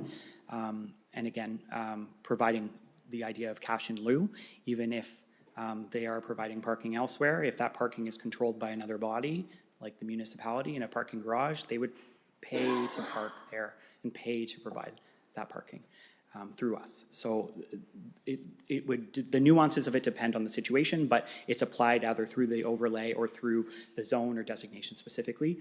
And there's some opportunities to provide that flexibility in the higher density zones, and then the lower density zones, we would rely on the individual parking on the sites. Councillor Miller. Thank you, Mr. Mayor. Through you to Brandon. Brandon, if I want to build an ARU, do I have to prove that I have a parking space for that ARU? Through the mayor, currently, yes, you do. You're required 1 parking space for an additional residential unit. Okay, and I'm going to ask staff if I don't, can I get away without it? And would that go through would that be part of the community planning permit system if somebody asked for that and that was a staff decision? I just know parking is an issue, and I think ARUs make things worse, but how is that part of it would be treated through this new system? Yeah, through the mayor, there, I'd have to check the bylaw specifically, but I think the intention here is that if they're asking for a reduction in the parking spaces to not provide a parking space, they would come to council to ask for that permission, not staff. For an ARU? Correct. And that's maybe is a point of discussion as well. There are opportunities to incentivize ARUs in certain locations by providing some of that flexibility, or providing, say, a review, like if there's enough on-street parking in the area and they can prove that. But again, we recognize the conversations around parking are specific, and we want to keep that kind of decision-making at the council level. Okay, I just see ARUs complicating already bad situations. Thanks. Anybody else around the council chamber that has any questions or concerns before we move forward and open it up to the room? Okay, with that being said, is there anyone in the room that wants to speak to anything about this parking piece that we just spoke to? Is there anyone in the room that wants to come up and speak to anything about the parking piece that we just talked about? I'll ask for the third and final time. Is there anyone in the room that wants to come up and speak to the parking information we just gave you? Seeing none, we'll call this part of the meeting closed and we will move on. Is this where you want to take your break, Brandon? How other folks are feeling it, I'm okay. Does you want a break? To you, Mr. Mayor, I'm just wondering, there are a bunch of folks in the room who are here for a specific topic. And I'm wondering if before we were to break, is there a chance to shuffle up that topic so some folks absolutely. We can don't have to absolutely do sit that. too long? Yeah, let's do that. Let's hear the Yes. piece that everyone's here to hear, and then you can still have a coffee though and stay. Feel free, please. Yeah, so I don't have any slides on this particular piece, but what I will do is just provide a high level of what the suggestions or what the direction is here with respect to mobile home communities. So this is a particular project that we've been working on for a number of years. And the idea is that the existing mobile home communities in the County of Brant, we recognize that they function as housing. And the permissions under the current zoning bylaw do not permit folks to live there year-round. So based on council direction several years ago and the direction that our official plan takes, that direction will be changing. There will be an opportunity for all of these parks to officially have that year-round zoning through this community planning permit system. It would be applied through this project, and then we would work with the parks individually to come to the agreements that are needed for what's called a municipal responsibility agreement for servicing, so your septic, if there's water requirements, making sure that things like mail is covered, mail delivery, ensuring safety, like safe roads being plowed in the winter. So there'd be a certain level of expectation that's put into those agreements. The owners of the parks themselves have been working with us diligently on some of those in the background, and we would continue to do that. But the idea here is that instead of having to apply for a temporary rezoning that's renewed every 3 years until we get this figured out, the permanent zoning is applied. There is no we're not running into that issue where there is the temporary idea of zoning there anymore. And then we're working with the residents and with the property owners to address the specific issues to each park or specific things that need to be addressed through those applications, which would be akin to the site plan control process. So essentially we're putting the zoning in place through the community planning permit system and jumping everyone to the site plan process, which we've already kind of half been working on with a lot of them. So this kind of checks the box for the land use piece and lets us focus really on the important issues for this topic. So that's a very high level summary of what the direction is with respect to the CPPS. So I know some of the parks have a temporary zoning, some do not. They just have their zoning, which allows, I think, 7 to 11 months with living. And that would be replaced through this bylaw to allow the 12-month year-round living, and we would work with the property owners themselves, the park owners, on the specifics of what boxes need to be checked to make sure that that's appropriate. Councillor Howes, you're first. Thank you, and I think thank you for that, Brandon. I think that's good news for people here in the room and in the community. And just to be clear, and you've said it twice, but I'm going to reframe it one more time. 12-month occupancy isn't automatic, but it's achievable through an application, and that application would not be temporary. It would not be 3 years. It would be done. And once the boxes are checked, that property the people that live there can stay there 12 months of the year for years and years and years. Correct. Correct, okay, thank you. And just to specify, in the meantime, while we're working through that process on those agreements, that permission, we would have that in place kind of to address that. So there is no need for people to leave during that period of time. We recognize that's not a realistic option, so. Excellent. Okay, thank you very much. Anyone else? Councillor Miller, I think, yeah. Can't hear you, Councillor Miller. Sorry. I just want to congratulate Brandon on the work he's done on the trailer parks. It's only been, I think, about 10 or 11 years we've been working on it. But my question is, do we have a list of the parks that are going to be involved in this process? Through the mayor, yes, we do. We've had several reach out to us and that we're already working on things with. There's also a few that haven't reached out to us, but we have their contact information and they exist, and we are going to be proactive about kind of, now that we have a process, working with those park owners and seeing if there is interest from those park owners to work through the process with us. Is it possible maybe in a Friday file to get that information, Brandon? Absolutely. Okay, because, yeah, I wouldn't mind having a look at it. Thank you. Any other questions, concerns? Councillor Haley? What kind of population numbers are we talking about with the total of trailer parks? I just wonder. Ooh, through the mayor, I'd have to look at that information. There may be some of that available within the housing needs assessment. I did look at a bit of that, so it may be in that Friday file. I can provide some of that detail as well, if that's all right. Okay. I just have one comment for those that were around this horseshoe 8 years ago when I first became the mayor.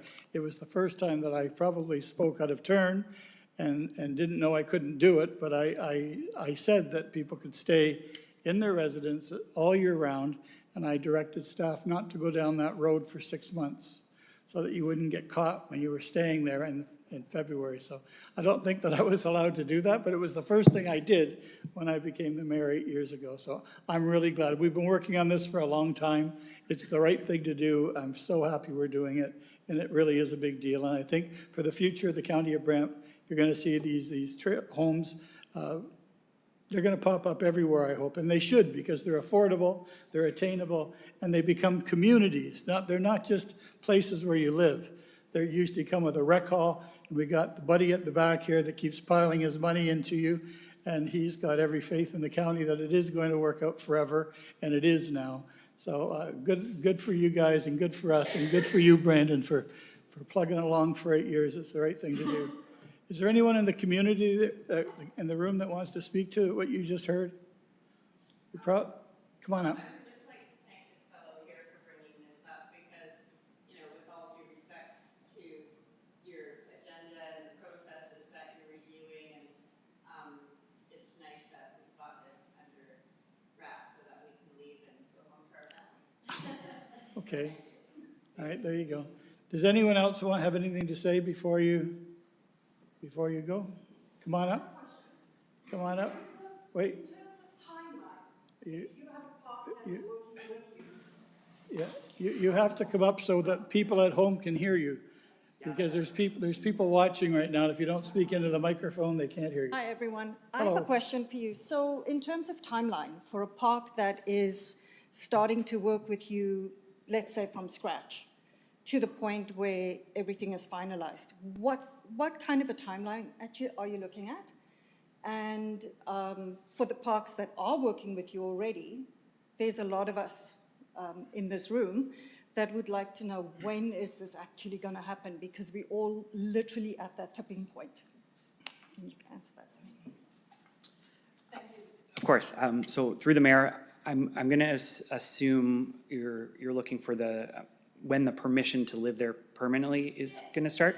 So that would start once this is adopted, this bylaw is adopted, which is tentatively July 7th of this year. Because just to explain to folks what has happened, and part of the mayor's kind of hinted at this, so the enforcement on the bylaw with the year-round living was stayed which just means that we're not enforcing that portion of the zoning bylaw because we've been actively working towards changing the zoning in these parks. So all of the parks will receive this permanent, the ones that are in the rural areas will receive this permanent zoning, but then it still will be the responsibility to work with the park owner and with the folks in the park to make sure that agreement is entered into. So the permission will be there without the agreement, provided everything is safe, and then there will just be some check boxes that we need to work towards after that. So July 7th, 2026, provided all goes well with the CPPS.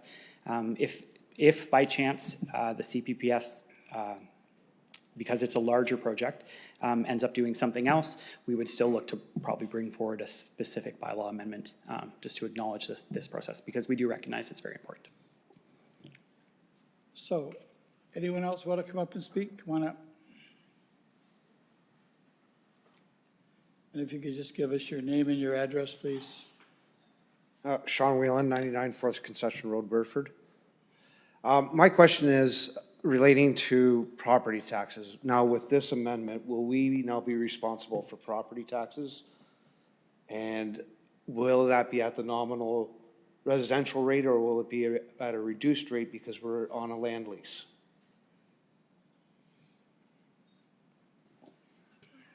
Through the mayor, I unfortunately probably can't comment on the property tax implications, but we can look into that a little bit to provide some additional information to residents.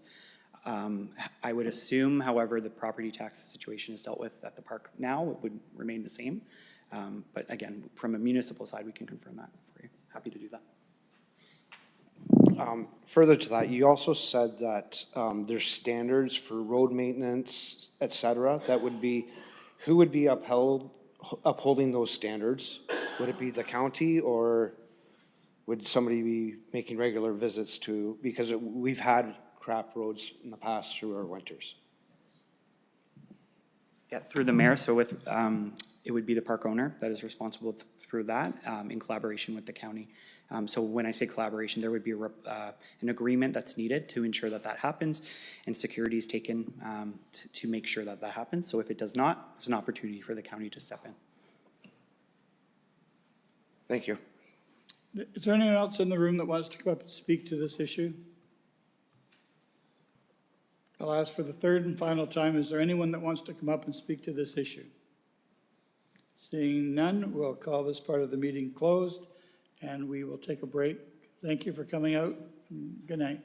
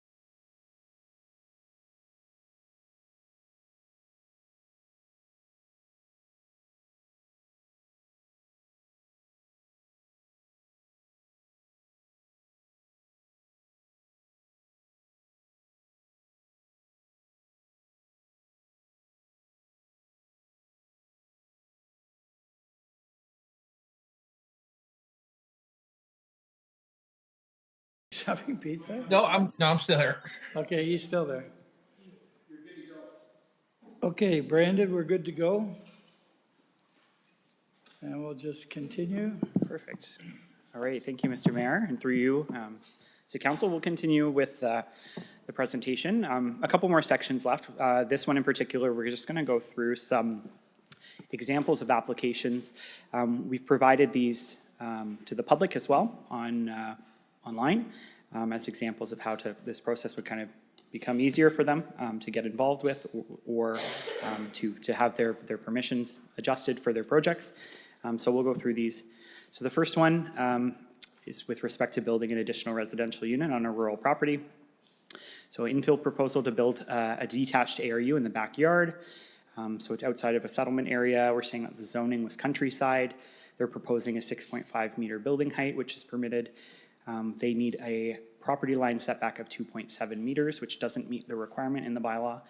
The distance from the primary dwelling is 43 meters, and they're providing one additional parking space for the ARU. So we'll go through the kind of particularities of this, but this is the type of application that maybe would have been seen by the Committee of Adjustment previous, and this is something that we're proposing would be considered simple, and that wouldn't necessarily need a council approval.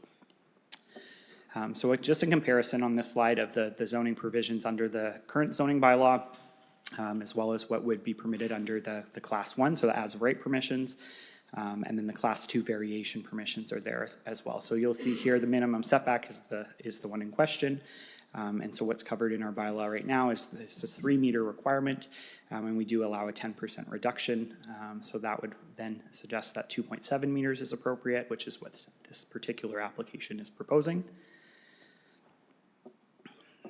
So under the current process, we would consider this a minor variance, go to our Committee of Adjustment, and notices would be mailed to properties within 60 meters. And the way the draft bylaw is currently, but we're looking for feedback on this, it would be a Class 2 community planning permit, so with staff approval through the Director of Planning. And then the notice would be a website notice on the public, for the public. So that's the current kind of proposal based on this kind of scale and scope of an application. I'm happy to take any kind of feedback on that particular application if there is any. If not, I can move Council, to two other anything? options. Councillor Haley, you're first. Thank you, through you. Thanks, Brandon, for all your work. A key thing for people is the notification.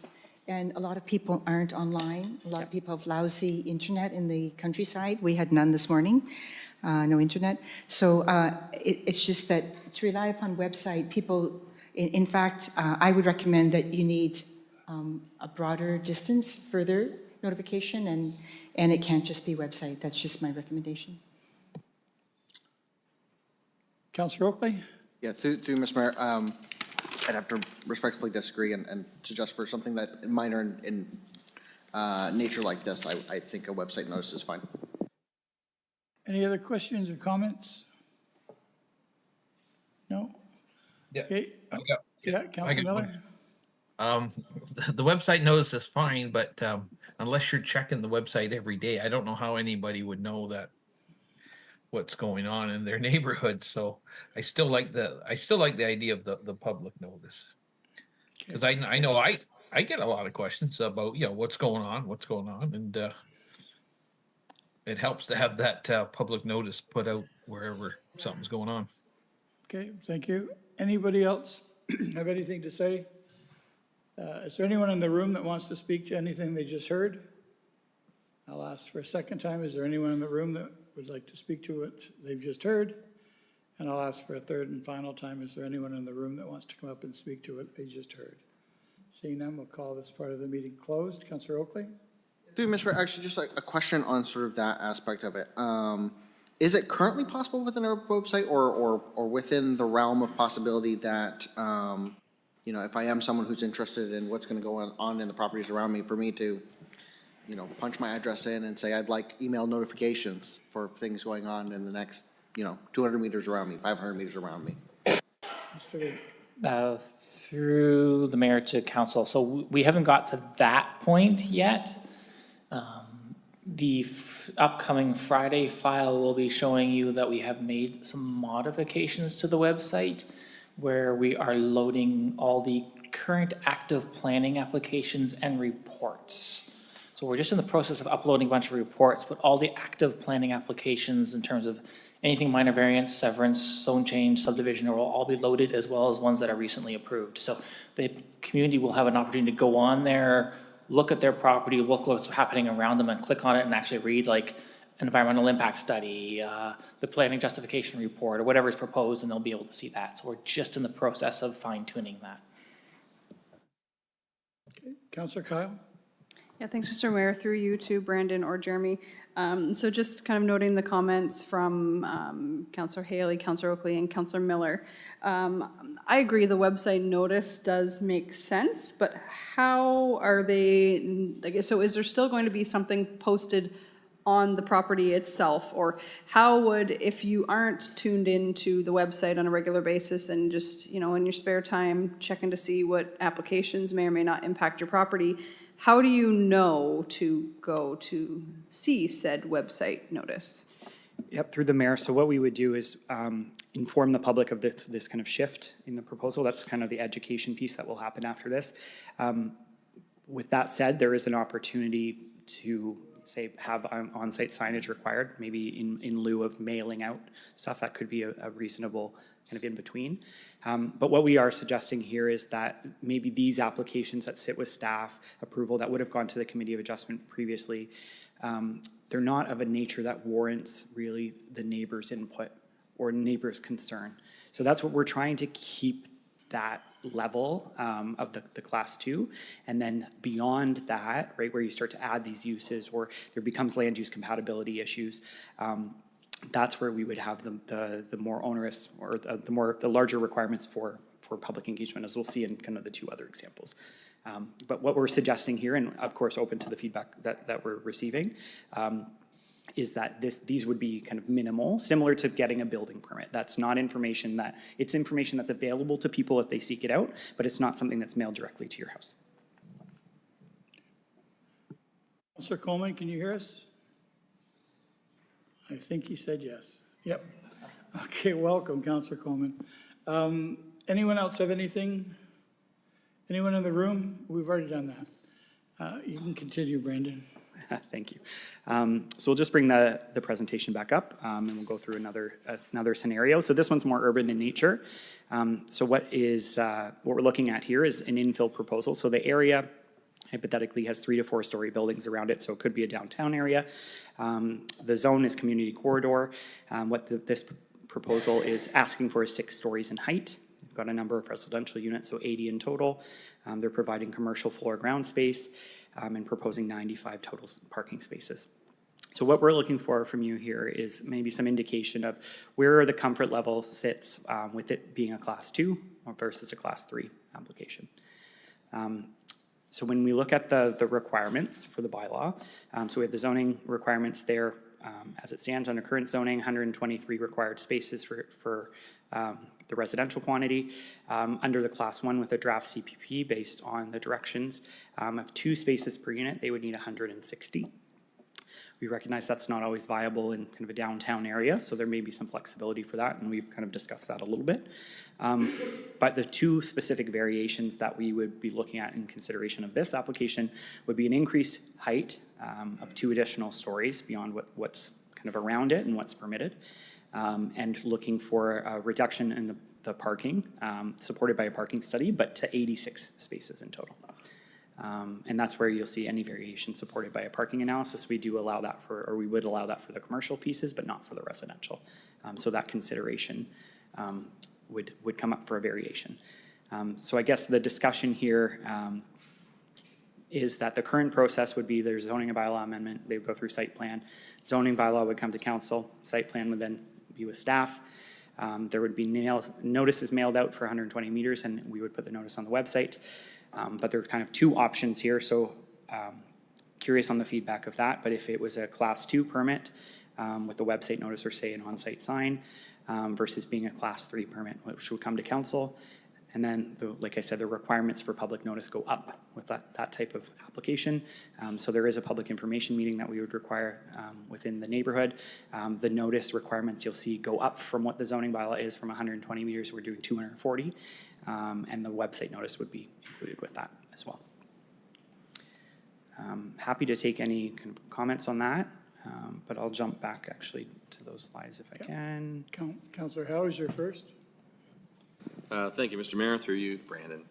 I believe this is one of those situations where if we were to support it going through in this proposed form, that 6 months or a year from now, people are residents, existing residents in our community are going to say to us, why did you ever let that happen? You're looking for input? That's my input. I believe when it comes to that level of density and height and possible flexibility on parking, that it's going to bite us in the butt later if we leave too much of that to the staff process without input from the councillors who represent the community. So keep in mind as well, with the staff input, we would still be seeking input from the community. It's not just that staff is making a decision. There's still the process happening behind the scenes too. I absolutely understand what you're saying. I just wanted to caveat. No, and through the mayor, I do appreciate that. I get it. But I'm not sure everybody's going to understand that the behind the scenes part is having, when they're used to seeing a situation here where the chair is asking people 3 times if they've got a question. Right, that's the process that we're all used to. So I think we have to tread carefully in these particular categories, or I think we're going to feel a backlash later. So through the mayor, if I could ask the question back then, the concern, I think maybe in this instance, it's height and parking, like density, that kind of change. What is the threshold, or what would the comfort level of council be? And this is stuff, we've gotten some feedback from the public on this, but what would the comfort level of council be to allow some of those decisions to happen at the staff level? Noting that, say, we could adjust the process that happens. We require a public meet, like a neighborhood meeting or something, if it's a height increase. We have opportunities to build the framework in different ways. It's just that the decision-making, we can choose who does that. I'm curious if there are already 4-story buildings around and we're going to 6 stories, is that maybe an appropriate situation? I know maybe that's not realistic in the county because we don't have a lot of that. But if it's 2 stories and it's going to 3, if it's 2 stories and it's going to 4, is that appropriate for staff to consider? Is it a blanket anywhere there's additional height? I'd be very curious on some feedback on or discussion on that. Okay, Councillor House, follow up? If I can follow up, and since you asked a question, and yeah, there's some fine lines here, and certainly when we're talking about significant parking exemptions, I think the people around this horseshoe, at least in the urban areas, are going to have some opinions that might be worth hearing. Height, we're not all going to be of the same opinion on height issues, but I think anything beyond 4 stories would probably warrant having some kind of input from council. I like what you're talking about with neighborhood meetings hosted by the county, not by the applicant.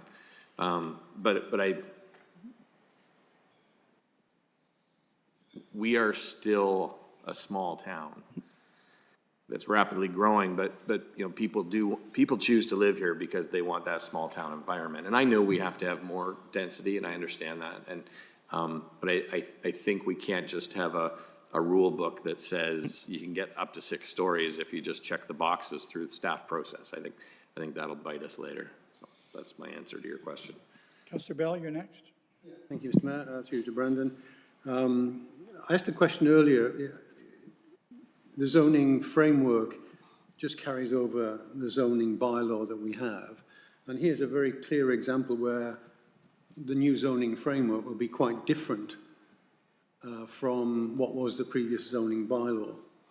And I think I have a struggle with that, and I'd like to understand if this is one example out of 1,000, or this is going to get repeated many, many times. If this is the way every piece of the zoning bylaw is going to change, that's a huge change. And I think that's something I would like to understand better.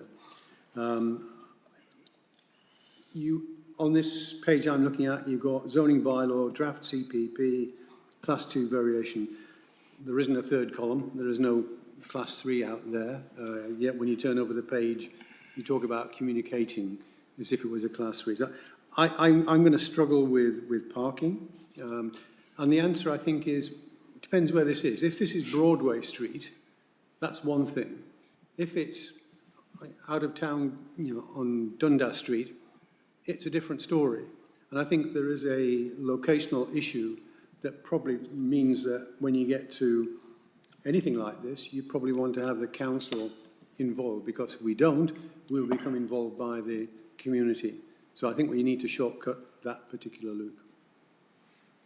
Councillor Oakley. Through Mr. Mayor, predictably, I'm going to have a different view on this. So I would actually agree with my colleagues in terms of the parking thing, that should probably bump it up to a class 3. But I just want to highlight on the page here where it says that it's a zone community corridor. This can't just happen anywhere. This is where we've marked with our official plan marker that a community corridor is what we want, which is where we're asking for high density. We've already gone through the official plan process where we say we want high density. And I would also disagree with I would say that we absolutely should be looking to create a process where if you check all the boxes as they're written out, you should be able to build whatever the hell we say you should build when you check those boxes. Otherwise, why have a process altogether?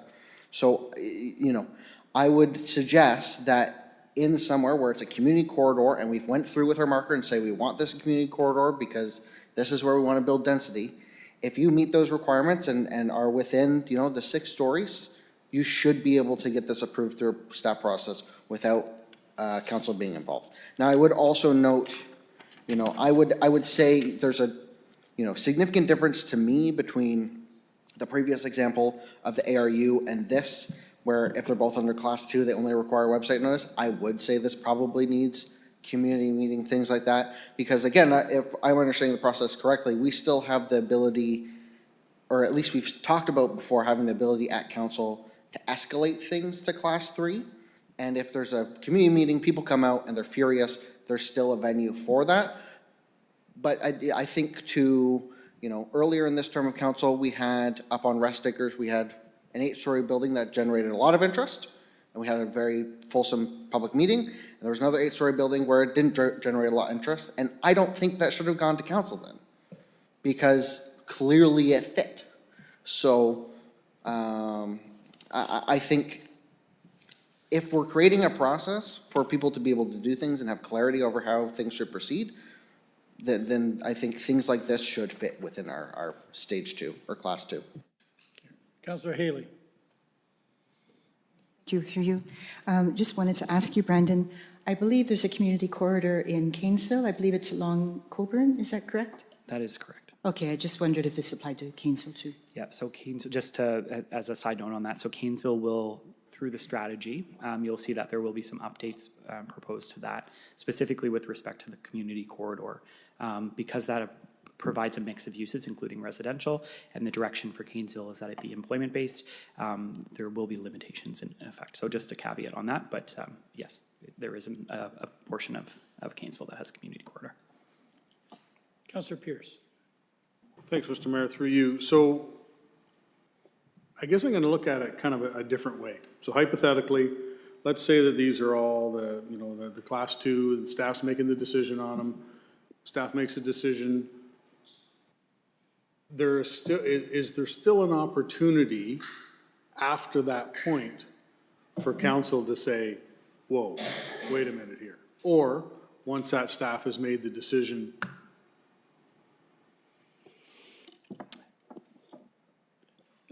through the mayor, I may start and then ask Justine to jump in, but the intention with how the bylaw is right now is if it enters the process and doesn't get bumped up at the beginning of the process, it would go through with the approval authority from the beginning.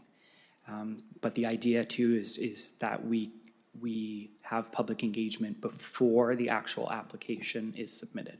Right. So there would be an opportunity for us to to test the water, so to speak, and find out what kind of interest and issues are being generated at that point, and still have the discussion about which class. Like if council wants to see it bumped up then, before the application is accepted, that's how we're proposing that bump up structure to work in our bylaw right now. As for it shifting midway through the process, I don't know if Justine, you have any commentary on that? Through the mayor, some other municipalities have different bump up approaches to bump up, so we certainly could look at that. You want to be, there was a rationale for why the draft is put forward the way it is, recognizing that if something needs to hit a council agenda and you're still committed to a decision in 45 days as well under this, that requires a whole work back schedule to make that happen. So that was part of the rationale for the draft bylaw that you see in front of you, really only allowing that bump up to happen before the application comes in. As it relates to when an application is approved, only the applicant has appeal rights. So only if an application was refused, for example, there's no third-party appeals on an application. It only is the applicant that can approve. And I think if you think about this as we're implementing the official plan, it's like what parameters, guidance, structure do you want to provide to staff as it relates to how they implement the official plan, and what guidance parameters are available for council. But like someone implementing your official plan shouldn't be questioned again over and over as to whether they're meeting those fundamental requirements. I recognize that we're like in that implementation, like parking is not in the official plan, for example, right? So we are at a level of detail that's different. But as it relates to kind of enabling the height and density where you are planning for that in the long term, that was fundamental to your overall growth strategy. If you're not achieving it here, you're like you've built a whole structure based on where you want to focus that growth and where you don't. Right. So I would just think about kind of any direct, like you can provide the parameters in the bylaw to what sandbox you want staff to play in.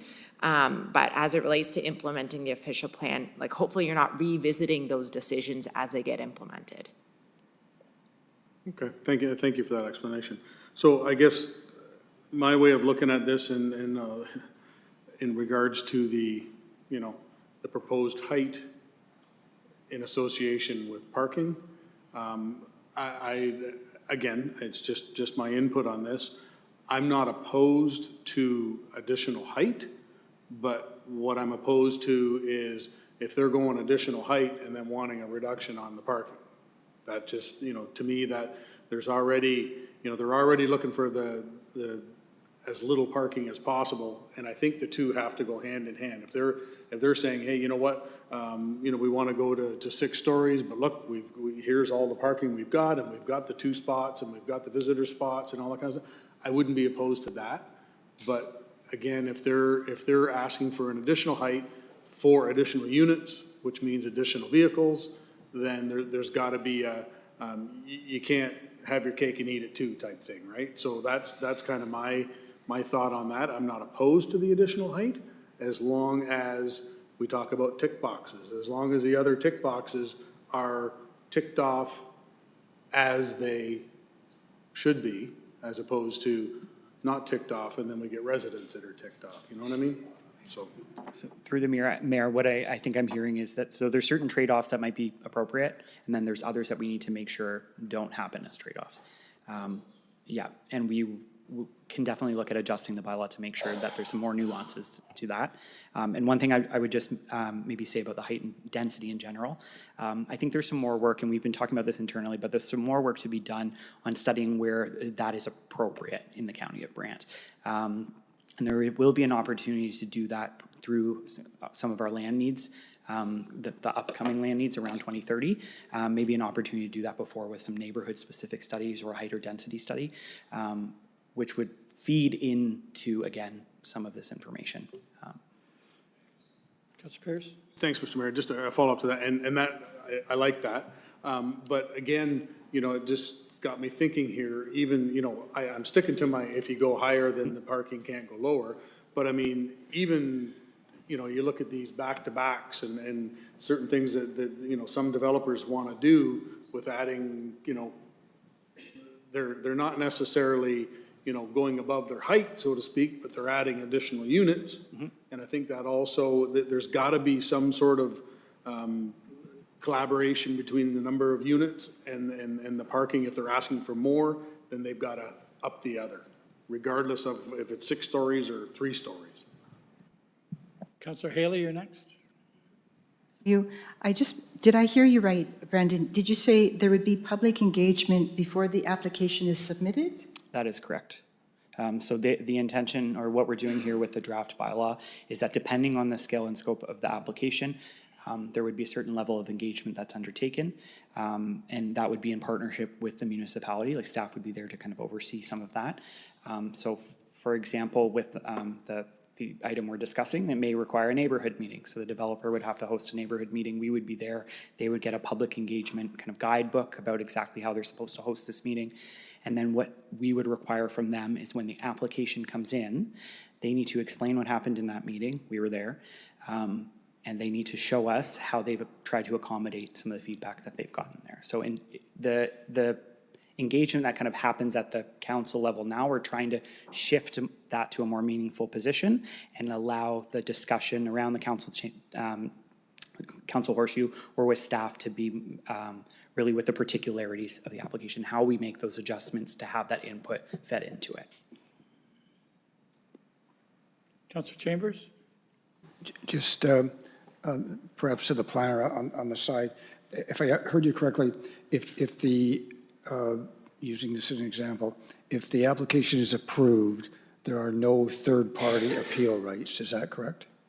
And that's, am I correct? Did I hear you correctly? That's correct. That's similar to currently site plan, you have no third-party appeal rights, and minor variance, you have no third-party appeal rights either. And that's provincially Established by the mandated. province, yeah. So my question is, what happens if staff look at the proposal and refuse it? Does the applicant have right to appeal? Yes, through the mayor, yes. The applicant has the right to appeal, yes. Okay, so if it's refused, we have certain situations now where sometimes staff will recommend to council to approve it and council refuses it, or vice versa. That would eliminate those scenarios, would it not? I'm just trying to play that through in my mind. So if staff recommended approval and council felt that it shouldn't be approved, then we say no. How does that play out? When you have a conflict between professional opinion and council decision. Through the mayor, a class 3 application would come to council for decision, but you would still have a staff report making a recommendation in front of you from your professional planners. And so there still could be a circumstance where staff was recommending something different from council. That circumstance can happen. We have a different code of practice. It's normal. It's gets messy, but it's a normal part of our work. So that still could happen under a class 3 application. So the class 3 would still carry on with a staff recommendation and council would have to adjudicate accordingly. Councillor Oakley, and then Councillor Bell. Thank you, Mr. Mayor. So I suppose to some of the previous conversations, like what Councillor Haley highlighted, is there going to be any point through this or with that 2030 land needs assessment to perhaps go back and review some of the places in our official plan where we've used our community corridor marker, our community node marker? Because I think I think that, we approved the official plan in the light of the process we have. and not in the light of the process that we're looking to go to. And I think it would be fair to describe in some places we were perhaps a little over ambitious with community corridor and community node, which, like, as I talked about before, I'm very supportive of this process, but I think I also do recognize where some of my colleagues' concerns are coming when we have some places that we've designated with that marker that maybe in light of this, we might want to have a second thought on. And through the mayor, I think that's absolutely appropriate.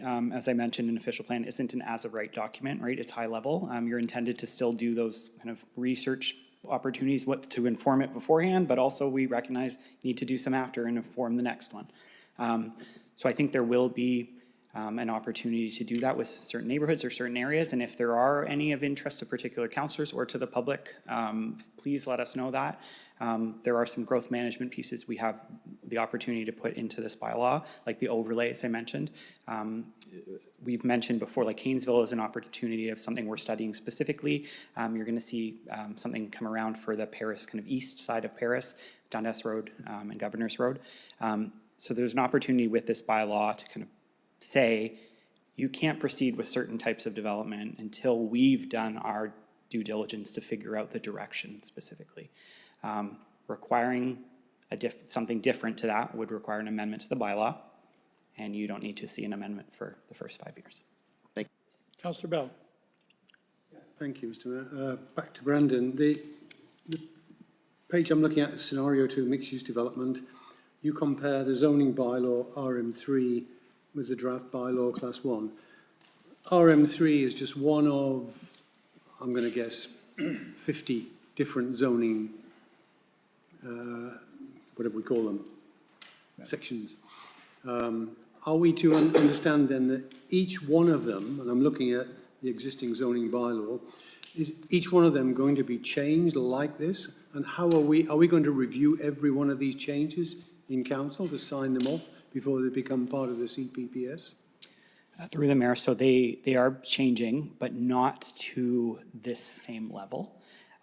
There are some suggestions of where to align better with the OP, that we would bump up some of the permissions. But for the most part, we've tried to keep things at the standard that is permitted within the zoning, and then allow a bit of a variation beyond that. But that still, again, is up for discussion.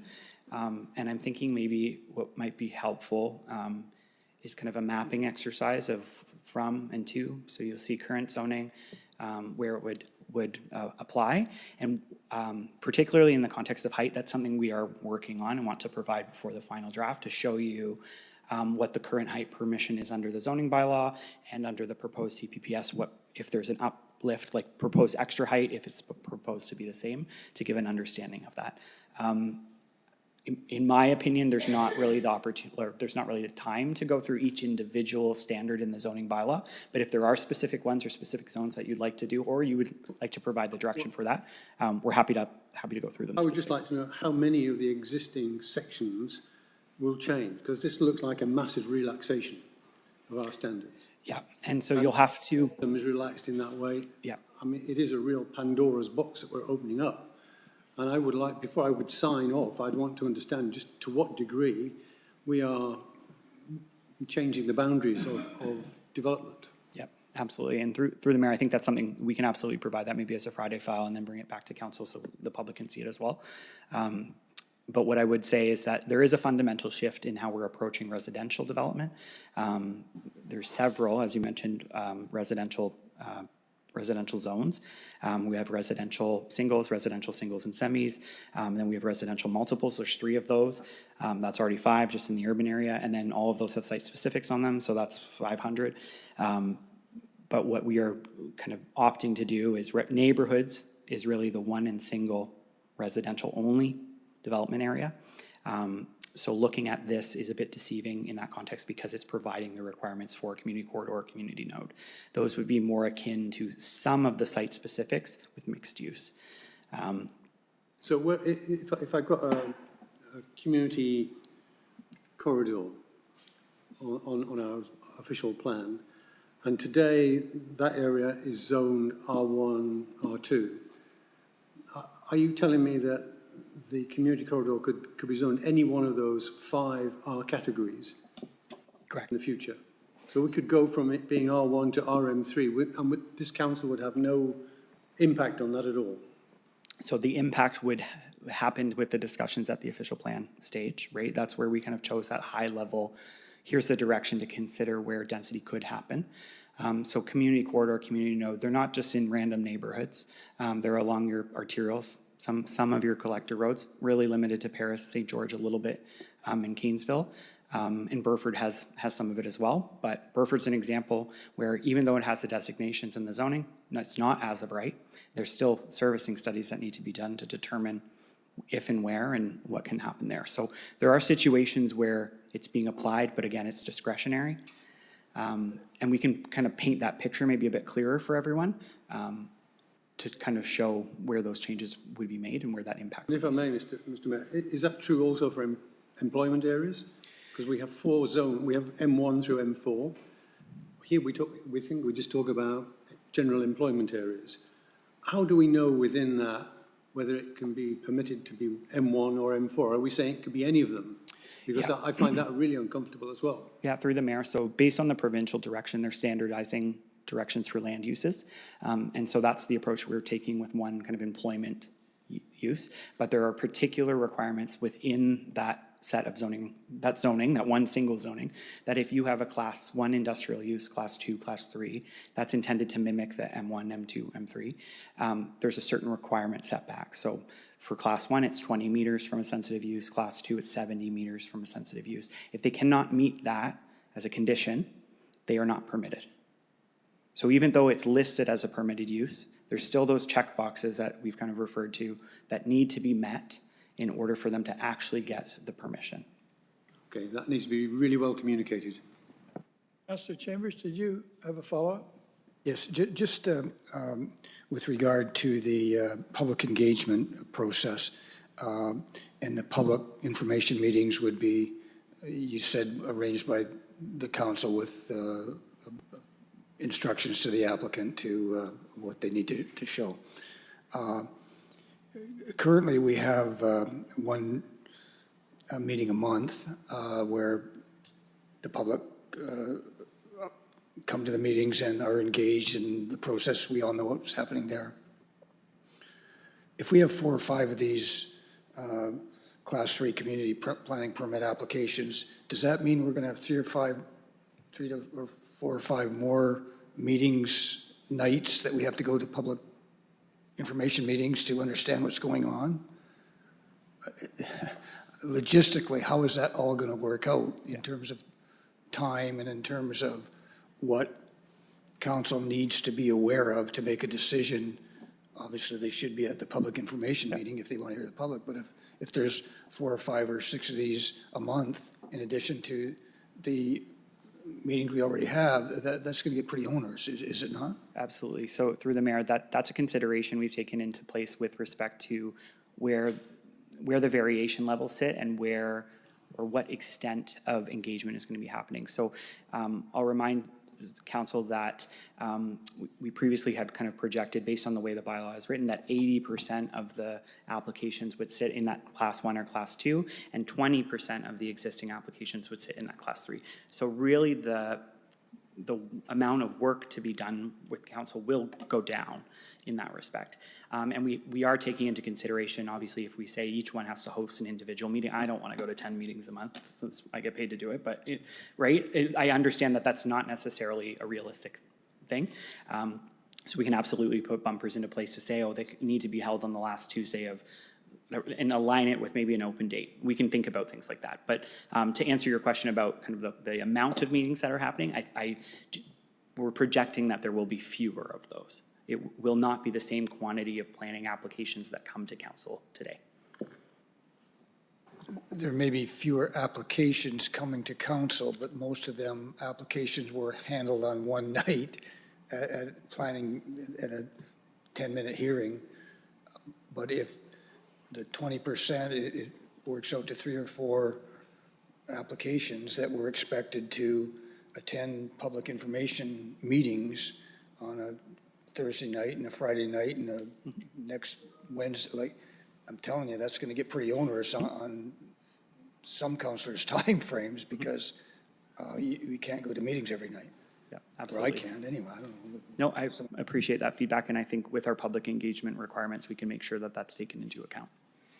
And just further to that question, realizing that some of the applications we're talking about, most of the ones delegated to staff or would have went to committee of adjustment and council wouldn't have attended anyway. So some of these processes wouldn't require council members to attend them all the time. That would be up to a council member if they wished to. But if you're talking to the class 3s that are going to come to council, there's going to be early on engagement, and then they will come to council later on with additional work. So there will be times where that you'll see those items obviously come to you. So you don't necessarily have to attend every meeting that's taking place, because some neighborhood meetings around some applications will still be at a staff level delegation, like a minor variance. Councillor Oakley. Through you, Mr. Mayor, I just want to get some more clarity on that, because my understanding of sort of what was being discussed is it'd be similar to, like we currently have with some of our open houses, say when we had the downtown master plan, you know, we had an open house. We had an open house for the construction going on now in the flats, or an open house on, our waste management strategy.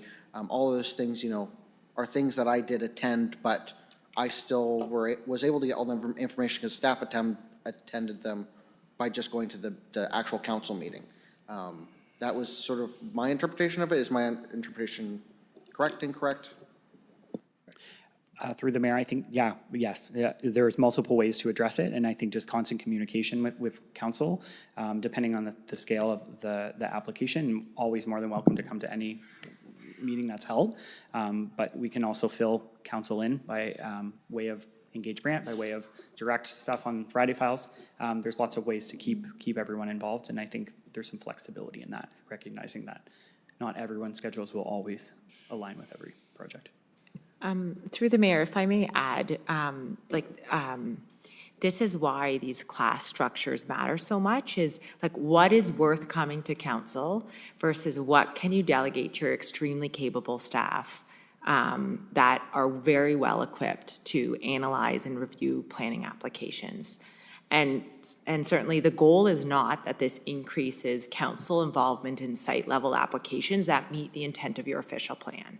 So if that's the outcome, I would say we haven't done a good job, and we need to come back. So if you are seeing that more than 20% of the applications are coming back to council, I think that's a good time to review your thresholds and look at, maybe you need to look at additional staff delegation.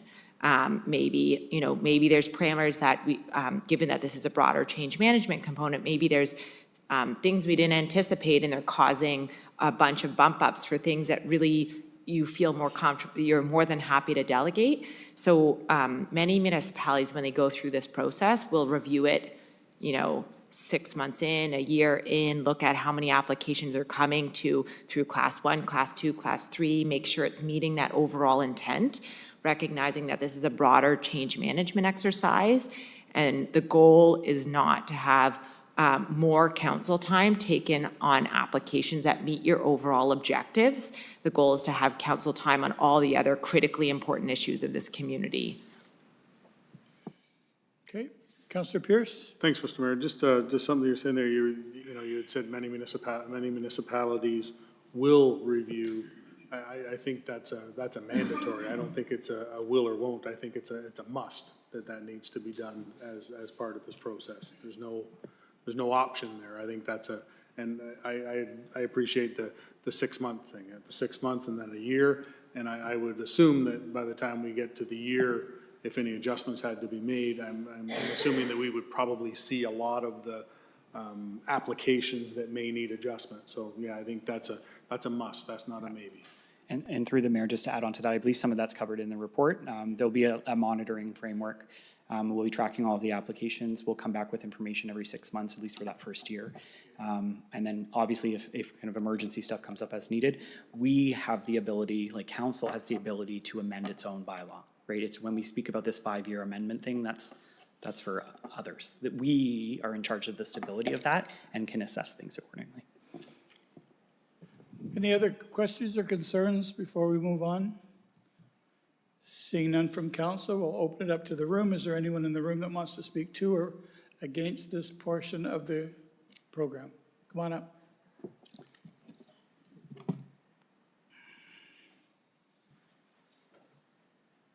I think we have your name and your address, so you can just go ahead. Bob Hamilton, 193. Yep. At this stage, I am here to make a couple comments.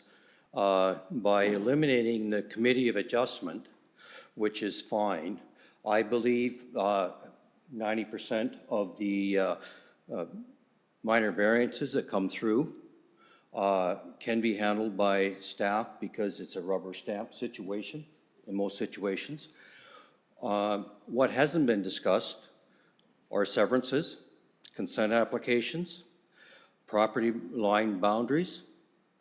Also with that, if the Committee of Adjustment disappears, property standards will fall onto council, so will sign bylaws and fence bylaws. So these are all things that will need to be looked at. And I'll tell you right now, if I look at Committee of Adjustment with that 80%, and it's half and half, minor variances and consent applications. If you look at that, and I take what I would do, I would probably spend 3 hours reading all the things that come in, an hour and a half to 2 hours actually visiting the sites to make sure, and then the actual meeting for another hour. So say 6 hours, take half of that away. We just added 3. Let's cut that in half, another hour and a half to council's time. And it's something to think about as you go forward. So I'll leave it like that, and we'll leave it like that and turn it back to Brendan. Thank you for that. Is there anyone else in the room that wants to come up and speak to what you've just heard? I'll ask for a second time. Is there anyone in the room that wants to come up and speak? And I'll ask for the third and final time. Is there anyone in the room that wants to come up and speak to what we've just talked about? Seeing no one, I'll call this part of the meeting closed. And Brandon, you can carry on with the program. Thank you, Mr. Mayor. And just to respond to that comment, so the community planning permit system does not and cannot deal with consents, property standards, those types of things.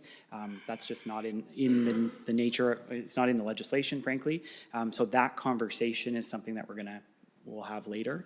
So that those decision-making opportunities and those matters will stay with the Committee of Adjustment for the time being. It's just that the minor variances are being wrapped up into this process. So I just wanted to clarify that, but there will be some further discussion on those other items. To continue with the presentation, we did have one more example, but just for a matter of time, I think I'm going to skip that one for the time being, if that's all right. And then we'll talk a little bit about facility services and matters, if that's all right. And I'll ask Chun to come up and provide some information on that. Thanks, Brandon. Facility services and matters are essentially community benefits. According to the Ontario Regulation 173-16, which governs CPPS, municipality only needs to demonstrate a proportional relationship between the increase in height or density, or the permitted height and density, and what is required in terms of FSM. So FSM stands for Facility Services and Matters. Now, what you see on this table are the 3 classes of a sample condominium development within the community node. And what you're seeing under class 1, there's 1, 2, 3 stories, and that is the permitted as of right through the existing zoning bylaw.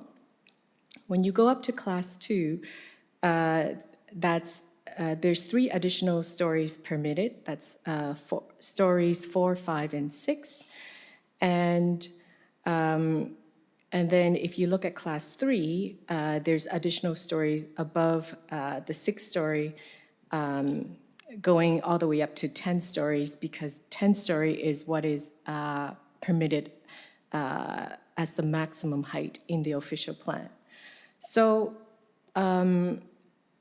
The FSM required on these different classes is based on the number of stories above the base threshold. And the base threshold is currently what is permitted in the county's 2016 zoning bylaw. And so that is reflected in the Class 1 permit applications. And since there's no increase in height, an FSM is not required. Under a Class 2 application, they would pertain to permissions in the official plan. And since they provide for higher height or density compared to the base zoning bylaw permissions, the CPP bylaw, the proposed bylaw, would require FSM, also known as community benefits, in exchange for the additional height above the base threshold. And the bylaw would require $3,000 per unit for those units that are located above the base threshold. So they would pertain to the 4th story, 5th story, or the 6th story. Now, this rate of $3,000 per unit is still lower than the lowest FSM per unit that was calculated in the pro forma that was run for condominium development. And that lowest rate was $7,000 per unit. I did want to back up a minute just to say that these numbers that were generated was actually generated by Watson and Associates, another consultant who deals with financial feasibility. In their pro forma, they show that even with the inclusion of community benefits, and in this case, in the form of affordable housing, residential development can still be financially viable. So I'll just continue on to the next class, which is Class 3. Now, Class 3 applications pertain to development with 7 stories or higher, and if they include affordable housing as a part of development, then the proposed CPP bylaw would require an FSM charge of $8,000 per unit for those units that are located above the Class 2 threshold. So these are the stories at 7, 8, 9, or 10, but they have affordable housing as a part of the development. At $8,000 per unit for condo development in the pro forma, it could go as high as $13,000 per unit or as high as $23,000 per unit. The very last threshold that I want to speak to is the application that are 7 stories or higher, but they do not include affordable housing as a part of the development. In this case, they will require both an official plan amendment as well as a CPP bylaw amendment. And in addition to that, they will also need to provide an FSM charge of $10,000 per unit. And again, even with $10,000 per unit, it is still lower than the amount calculated in the pro forma, which allows for up to $13,000 per unit. I do want to mention that these unit charges are based on ownership units or condominium development. They don't pertain to purpose-built rental housing. And this is because we recognize that there is very limited supply of rental housing in the county, and purpose-built rental housing is determined to be a housing need, and therefore we don't recommend imposing FSM on this type of dwelling. I'll just stop here to see if anyone have any questions. Councillor Bell, you're first, and then Councillor Oakley. Thank you, Mr. Mayor. To you, to our speaker.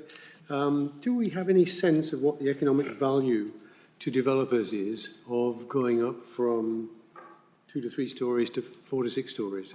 I'd be very surprised if it's $3,000 a unit, more likely $30,000 or even $100,000 per unit. It doesn't seem like we get a fair share of the the extra economic benefit from this? That's one question I have. And perhaps a more pertinent question is, where will this happen in Paris? Because Paris is essentially built out now.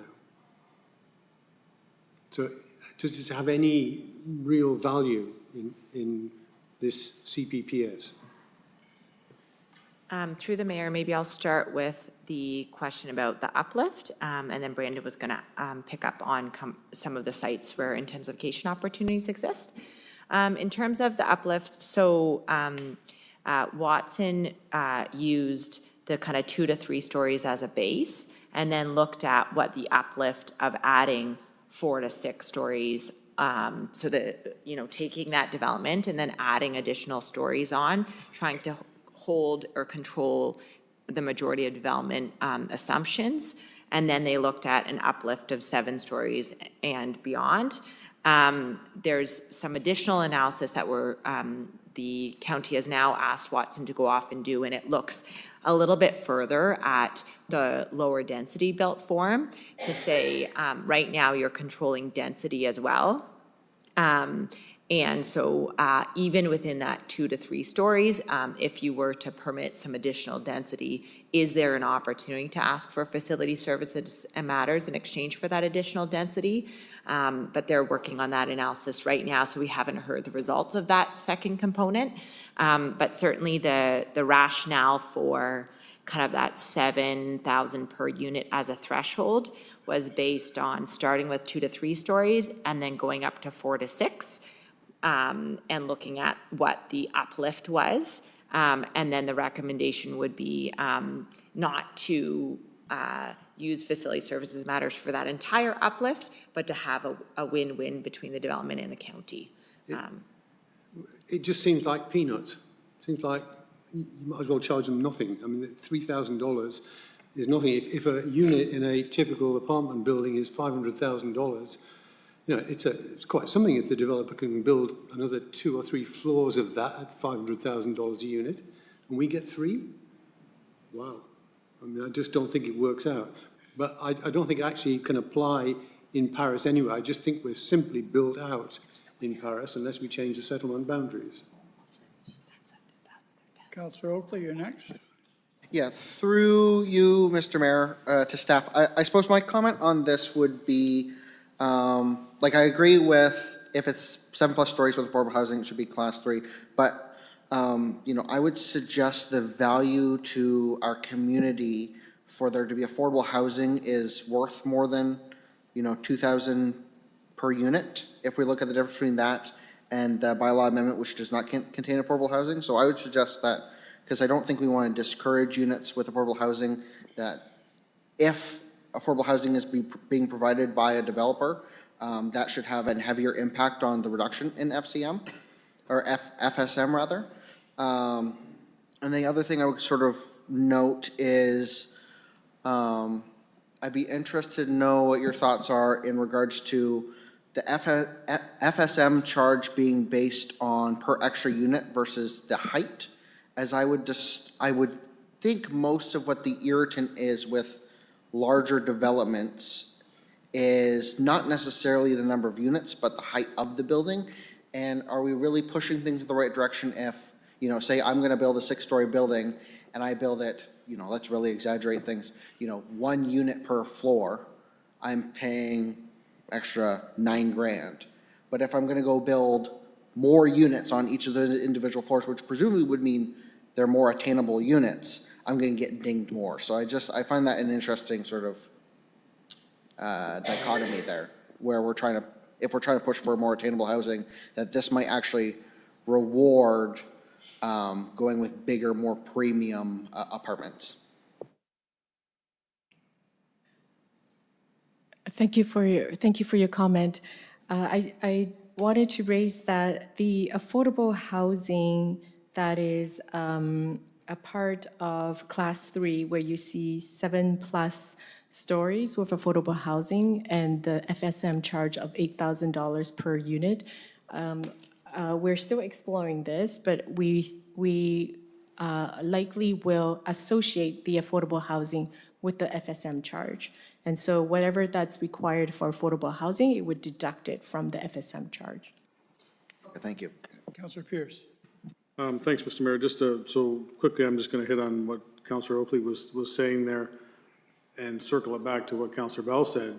So, you know, you go your 1 unit per floor, they're paying an extra 3,000. So you put 10 units a floor, so now they're paying 30,000. But to Councillor Bell's point, they're also bringing in 5 million if it's 500,000 a piece for those. So I think that I don't think it's going to deter anything. I think my biggest concern with this is we've got Watson tested maximum.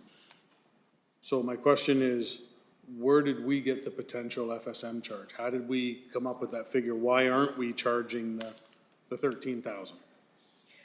That's a good question. So the Watson did tested these pro formas, and we could have charged higher, in fact, to the maximum that was shown in his pro forma. But in order to, I believe, transition, you know, give the development community a time to transition as they work into this new bylaw, but also to to also encourage development. Like, we don't want FSM to be a barrier, but we know that Watson has indicated that the development feasibility is actually achievable, even with FSM included. And through the mayor, if I could just add to that. So exactly, there's kind of two pieces to that. We are currently collecting $0 in comparison, right? So to ease into that with the market conditions, there's an opportunity here for the municipality to leverage some of that funding. So there's a strategy. And the other piece is that you don't necessarily, well, I guess this is along those lines, you don't necessarily want to capture the entire uplift of the developer, because then there is no benefit to the developer to provide that extra density. So it sounds like there's a bit of a conversation too about do we want to incentivize density but disincentivize height? Because that's something we can look at a little in a bit more detail.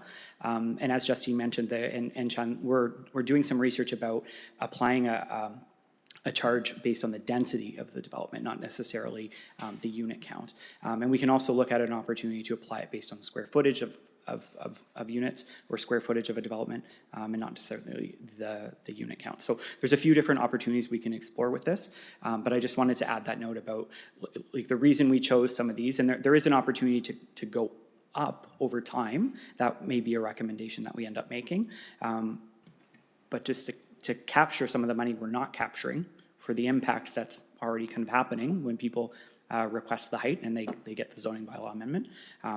We're suggesting this as a starting point and then working towards those additional gains. Okay. I'll leave that one there, but I think it was said earlier too that the unfortunate part with this is the fact that, you know, as Councillor Bell said, Paris is built out. Everything that's in St. George is already in the pipe, so I'm assuming that this isn't going to apply to that as well. Am I correct in that? Through the mayor to councilors, there are some opportunities where there's areas where this could take place. So you're looking along some of your corridors that are still designated that haven't been developed. There's some vacant sites out there that could develop. So there is still spaces this could happen. Is it going to be a proliferation of sites all over that you're going to see this? No. But there are sites that this can happen, and there's opportunities for it. And we want to acknowledge where those opportunities are, and they're going to get increased height. Do we gain something from that as a community? Okay, and then, all right, and then my final question is, when you've got the class 3 there, 7+ stories with affordable housing, who sets the number of affordable housing? Is that us, or is that? So through the mayor, yes, it would be. So we were just having that discussion today. The way it's currently set out is that it's more of a discussion that happens to determine the appropriate number, and that would happen at the council level. We can probably take this back and maybe come with an appropriate percentage or number, because that is some of the information that Watson has tested that is in there. So we can at least provide that as a baseline. So that gives us a starting point to say it's 10% of your uplift units. And then if we think that the impact is more and there should be discussion for more, we can caveat that as well and include that in there. So yes, to answer your question, the discussion and the decision would be with council.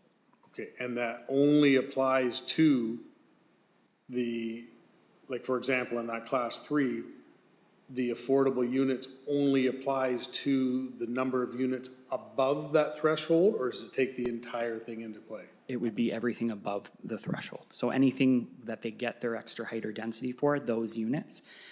So for example, the mixed use development that we talked about before, going from 4 to 6 stories, say that amounts to 22 extra units. It would be that where the charge is applied, and that where is the number that's used to determine the affordable housing. Thank you. Councillor Miller?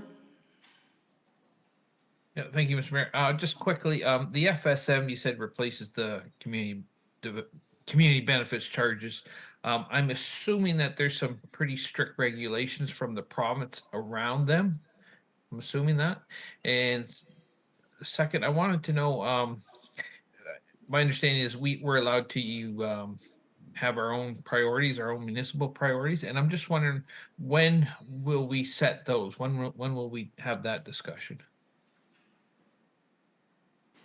Through the mayor, so a community benefits charge does have specific requirements and parameters that the province has provided. As it relates to, we know that a community benefits charge does not apply where a municipality uses a community planning permit system. The legislation requires that it be, that this is a part of the tool that can be provided. It doesn't, you don't have to use this part. It states that it has to be, if you use it, you provide the enabling policies, and that it has to be proportionate with the additional height and density. But there is not a detailed methodology on how to establish facility services and matters. So you do see some differences as you look at other municipalities using this tool, trying to really prioritize those local needs and desires, which Brandon will speak more to in a moment. And through the mayor to carry on with that, so to determine where the money will go, that will be a council decision and something we get public feedback on. So what we would be proposing at this stage with the bylaw is just to start a pot of money for facility service and matters. Stuff will start to come into that. It will give us a sense of how much we're collecting. And during that time, we would come to council and go out to the public to determine a strategy to spend that. So within certain locations, if we're taking, say the money's received in downtown Paris, is it invested back in downtown Paris? If it's taken somewhere else, is it invested back in that spot? What is it invested in? Is it public art? Is it extra park space? So we'll have to have a conversation with a number of our departments, staff, but also with council and with the public to determine kind of the next steps for that. But for now, it would just be a pot of money that we're accepting, and we determine kind of what the next steps are for it. Okay, so collect first, decide later is what is the approach right now. Okay, thank you. And the reason, sorry, through the mayor, the reason for that is because, as I've mentioned, we're currently collecting $0 for this. And so there is a missed opportunity that we're trying to adjust here and accept some monies for this exchange, and then address, obviously, at the same time, where that money should go. And maybe through the mayor, if I may add, we did hear from the development community a desire to have some clear direction on how this is used. And other municipalities that have set up this tool, set up a reserve with some stipulations as to how it gets used at the onset. Again, doesn't mean you don't review it and modify it over time, but even like how much of it is for affordable housing versus some of these other in-kind contributions or area-specific needs, like any council direction on how to use that can be beneficial to bring forward while you're collecting. Councillor Kyle. Yeah, thanks, Mr. Mayor. Through you to Brandon or to our other guests. So the FSM charges, Brandon, you've noted we currently don't collect anything, so this would be something new. Is this in addition to what are traditional development charges? So it's in addition to, so if someone's building something, there'll be the normal development charges plus then the charges for these over and above type Through the mayor, yes, that is correct. It is an additional charge separate from development charges. And that is part of the strategy here, is recognizing that the market and the building situation is a bit onerous for the development community. And so to put this in, to give us the opportunity to accept the money without risking an appeal because we've asked for too much, essentially, there's a strategy behind that. And so that's why we welcome some of the feedback on that. But that, just to know, like, be candid about that approach, that's something that we're trying to sort through. Council, any other questions for Brandon? Seeing none, is there anyone in the room that have any questions to this piece of the policy? I'll ask for a second time. Is there anyone in the room that wants to speak? And I'll ask for a third and final time. Is there anyone in the room that wants to speak? Seeing none, we'll call this part of the program closed. Brandon? All right, through the mayor, what we'll do now is we'll just go through some of the refinements, and we've talked about a couple of them tonight. So noting that some of this discussions, we'll take this back and maybe provide a summary of what is to be refined. But a couple examples of the things that we found in the current draft that we're looking at refining. So some of the technical and legislative alignments, we've gotten some feedback on specific definitions and quantitative metrics, and having specific terms defined. So things like farmable area, your servicing solution, so whether it's septic or municipal services, and the intensity of the use, what is that? So there's some specifics we need to add to provide some more direction in the bylaw. With respect to implementation and enforcement, expanding information on how our conditions will be applied, how things are monitored when the decisions are made, compliance verification and long-term obligations. So we hear this a lot from council and the community, kind of bylaw enforcement. What does that look like at a proactive stage versus a reactive stage? So looking at that and having that conversation with bylaw. Development standards, so strengthening some of the use-specific design directions, specifically in areas like downtowns. Some of the built form expectations. We've heard from the public, especially about buffers in transition, so concerns about buffers to neighboring uses. If your home is near an employment use, what the buffer requirements look like for that. And then how our targets that we're putting into the bylaw can kind of vary contextually. And when I say targets, I mean the density targets for jobs or for residences. Oh, I'm ahead too quick. Some of the parking stuff that was highlighted in the tables that we previously discussed, but we're talking about that standardized baseline ratio of 2 spaces per unit. Providing some more explicit direction for any reductions that are considered and the variations where those would lay, whether it be with staff or council, and then fleshing out a bit more of the cash in lieu eligibility. For public engagement, specifically looking at clarity on when that engagement is triggered and by what nature. So I think what we've heard here tonight is that maybe some of the Class 2 applications, while it may not be warranted that it come to council for decision, there still be an opportunity where the public has a meeting and has the discussions about the application. So we can clarify those in the bylaw. The notice radius, it's a bit, it is in there right now, but the 240 meters minimum would be for the Class 3, and then we've opted to have a larger number for aggregate operations. The land use permissions, a few adjustments to that. So some more functional directions on how individual uses are intended to operate within their use categories. And this kind of goes back to the question of having an overarching zoning permitted use that allows some of the kind of more specific uses to happen under it. So automobile services, I think maybe is one of the terminologies we use. So a gas station, a car wash, like these are all different things, but we'll have to have some directions on how those individual types of uses are intended to function in that broader scale, without necessarily them needing to come to council for a decision. One we've heard a lot about as well, on-farm diversified uses, so we'll add some additional details on scale for that. There will be the requirement for, the current requirement is that it's a farming operator that benefits from that diversification. And so we'll make it very clear that it is the farming operator who is, their operation is occurring on that farm, and they are the ones who would be running the diversification. It's not necessarily someone who's renting out their land and then has other uses kind of popping up. We don't want people to just be landlords of different uses happening on their land. So that is intended to be a tool for farmers, and we want to make sure that's very clear. And then some housing pieces. So ARUs, we talked a bit about that tonight. looking at specifics about parking, but standardizing those servicing rules and some clustering requirements in rural areas. And then we discussed this earlier, but mobile home communities, adding some additional details for site layout, safety, servicing, and agreements. That is the quickest summary of what's to be refined, but we'll provide a more detailed a detailed summary of that when we release the bylaw the week of the 15th. And we can invite some additional feedback, or I can just go through the summarizing the last couple points, and then if there's any comments or questions or adjustments to be made, maybe we'll do, if that's okay, I'll go through the next 2 slides, the last 2.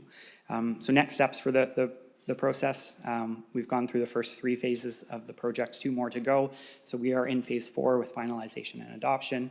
Really tweaking what's in the bylaw, having these discussions, and then phase 5 will happen after that approval. And the goal is to have, so if you just, the timeline there, we're at the meeting on June 2nd. We still have some online advertising continuing about the project. I'm really trying to get people engaged with it. It quite honestly has been difficult. Higher level projects like this are difficult, but we will continue to educate and inform. When the county newsletter goes out this month, we're gonna have a little blurb in there about the CPPS, and we intend to do kind of ongoing education even as this is adopted and enacted. The week of the 15th, final draft is released. July 7th is when council meeting will come back and we'll have a recommendation and ask for an approval.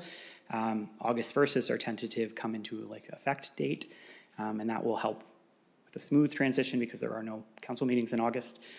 So that gives us a month to kind of sift through things a little bit, see what applications are coming in, and then when we come back to council in September, there may be a new look to the way that those council meetings are with respect to planning. And again, we'll continue with public education. So these are the recommendations for you.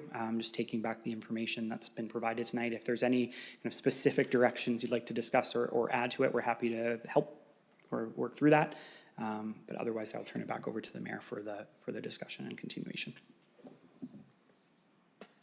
Okay. First of all, Brandon, thank you, and thank you to the staff for doing what you've done tonight. Thank you to our guests that aren't staff but are helping. We appreciate you too. We do have a recommendation in front of us. Let's get it on the floor, please. First of all, Councillor Oakley and Councillor Pierce. What does council want to do with this? Do you want me to read it the way it sits, or do you want to talk about what we're going to do with it? Do you want it just read as it's presented? Spencer, do you want to read the recommendation? Through your worship, the staff recommendation is as follows. That report RPT-0227-26, including its attachments, be received for information. That staff be directed to refine the community planning permit bylaw and associated official plan amendment based on the directions outlined in this report. That a final version of the CPPS bylaw and official plan amendment be brought forward for potential adoption in July 2026, and that any comments and submissions regarding this project be referred to staff for review and consideration as part of the potential adoption in July 2026. Council, you're happy with the recommendation the way it stands, just to receive his information, knowing that they've noted everything that we've asked them to revisit or reconsider? Councillor Oakley? Through you, Mr. Mayor, I just wanted to comment on this now that we're at the end of it. Thank you to Brandon and all the planning staff, really. I think, you've done fantastic work over the past year and a half working on this. I think, at least in my opinion, I think this is looking to be a fantastic tool. I think it'll simplify things, make things more straightforward. So yeah, I'm very grateful of the work that you guys have put in on this, because I think it's going to be a very effective tool to implement our official plan. And at least, again, my 2 cents, I think a lot of the insecurities, difficulties that council's having is really fundamentally based on what that official plan looks like rather than this tool. So those would be my thoughts on it. Anyone else have anything to say or comment? Councillor Bell, and then. Yeah, I think I expressed my concerns right at the very beginning of this process as to ultimately the value that it will bring to us. I think a couple of times tonight, questions have been asked, who else has done this at this scale? And it does sound like we're a pilot project. I don't think I heard actually that any whole municipality is being addressed that would cover the same range of product, i.e. urban and rural communities. It is incredibly complicated. I mean, we've had to ask some very fundamental questions. I'm not sure we all understand it fully either at the end of it. And if we struggle with it, and I think Councillor Chambers said that, goodness knows how the community at large will handle this. And I still have the sense that the bigger developers will just go their own way on this one. I mean, I have not seen a single developer in this engagement process. I've not heard anything from staff to say the major developers think this, they think it's good, or they'd like to see this change. So who are we doing this for? I mean, if at the end of the day it's to move some work from what comes to council back to staff, there must have been a simpler way of doing that than what we've done here, because this is very, very complicated. And, you know, I applaud Brandon and his team for doing this work, but I'm still not convinced. Councillor Haley? Through you. I reviewed a number of other communities that had done the CPPS, and I just had a few questions. I see that Bolton mentioned that when they did their CPPS, it was a condition in order for them to receive Federal Housing Accelerator Fund. So my question is our CPPS tied to any federal funding? That's one question. Do you want me to ask them all in a row, or? No. No, okay. Okay. I mean, through the mayor, if we could go one by one, if I'm that's sorry? all right. If we could go one by one, if that's all right. So through the mayor, so the County of Brant, has just a reminder to council, opted not to participate in the HAF program. So this is not a requirement of funding. To spin that, some of the other municipalities are being paid by the federal and provincial government to undertake this large project, which is why some of them are doing it. The benefits are still there for all of us, and we are opting to do it on our own. Okay, thank you. The second one is, second question is, I looked at this, it was on the Brant County website, and it was a lunch and learn to learn about it, and it was with Brant Home Builders. And then I see on page 19 of our package, just a moment, I see page 21, we have the comments from the agency and department agency and departmental comments. So we see Brant Home Builders Association, Netherly Planning, but so we see the Brant Home Builders, but I don't see, and then I see development community providing feedback, but I don't see anything from the farming community. So I just, one request, I spoke to Bob Hamilton on the break, and I just wonder if there's time for a similar thing, like you had with the home builders, a lunch and learn with the farming groups, the Christian Farmers Federation, NFU, Brant Federation of Agriculture. That's just a request. I know it's late in the game, but it would be nice to have the same opportunity. Through the mayor, absolutely, we can discuss setting something like that up. I will note for the past, since April, we have invited any stakeholder to reach out to us directly. So it is a bit of a two-way street too there. But yes, of course, we're happy to set that up and have those meetings. That's great. It's not too late? No. Nope. So what it would probably ideally be in the next week or two, but as long as we can get some information in before the July 7th meeting, where we propose the final changes or adjustments, I think that would be appropriate. Thank you. Any other questions? Councillor Pierce? Thanks, Mr. Mayor, through you. And yeah, thanks to all, you put a lot of work into this, you and your staff. And the biggest question that I asked was the fact of, is this to make the process easier and expedite things, or is it the fast track?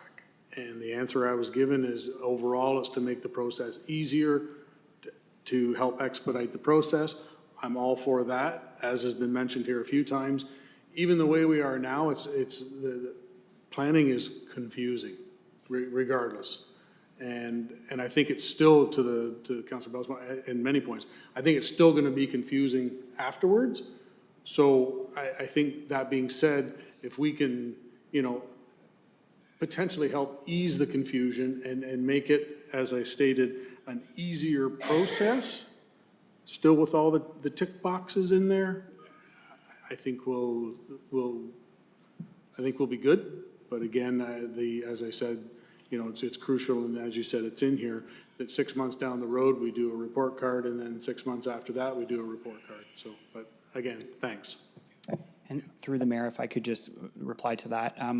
So I might just provide a different perspective here. So this project, we would need to rewrite our zoning bylaw anyway. We would then need to rewrite our site plan control bylaw. We would need to look at our fences, pools, all the chickens, all of it. All the regulatory, we're not reopening some. No, regulatory bylaws. I just wanted to see what the vibe was at this point. Yeah, so anyways, the regulatory land use bylaws that we would be implementing, we'd have to do that anyway. So arguably, we as staff would be doing the same, if not probably some more work. So really what we're doing and why this is confusing, it is a confusing system, but zoning and planning, it's inherently confusing. So what we're trying to do is take this opportunity to break things down into these building blocks of the CPPS, and not necessarily even to expedite or simplify the process, but to take ownership of the process. We, as the County of Brant, deserve a tool that was built in the County of Brant to serve planning for its residents. And that is what we are trying to do here. That is why staff initially came with this proposed tool, is because we saw that there was an opportunity to build it up from the ground. It's not like the zoning and site plan framework that's given to us in the Planning Act. We have more flexibility we can build into it. Of course, it's going to be a learning process. Of course, there's fears about being one of the first municipalities to take this on. There's others that have done it, but there's also the opportunity to take that planning realm back into our own hands here in the county. And we as staff have stood behind that recommendation and still stand behind that recommendation, that is the main reason we're taking this approach and proposing this. So just to offer a kind of different perspective to that. Thank you. Councillor Chambers? Just how this is going to work is going to depend on our staff. And I think I know the answer to this question, but I'd like to direct the question to Jeremy. Jeremy, do you think our staff is capable of putting this process in place for the benefit of the people of the County of Brant? Do we have the right tools on staff to do this? We have a great set of staff right now, and they are excited, learning, because we're doing weekly meetings to help train ourselves and get ourselves and help, it helps build our own bylaw. So this staff is really excited to try put this into place. And we have the steps in place. We've got the managers in place to oversee things. We have myself and Alicia and other departments to build back us up through the reviews. So I think the opportunities are there. Doesn't mean there won't be growth, but I think we can do it. I'm quite excited for it. All right. With that, I'll make a final comment. If I was just elected for the first time, the first meeting, I wouldn't know any different. And I think the new council and will be well trained in how to proceed, and I think we should move forward. That's great. Anybody else have anything before we call the vote? And don't forget too, I think everyone should realize that we learned everything about everything tonight, and the public will only need different sections of this at a time. They're never going to come in and say, you know, what about all of this? They're going to come in and they're going to ask about a certain piece. And that's what's overwhelming tonight, and that's what was confusing, and that was what was a lot tonight. So just keep that in mind, that no one will ever need to refer to this as a document in its entirety. They're going to come and they're going to say something about page 12 or whatever. So it is overwhelming, but it's really well done, Brandon and staff. So thank you for that. We have a recommendation in front of us. We've read it. It's been on the floor. It has a seconder. All those in favor to adopt it? And opposed? And it's unanimous. Thank you.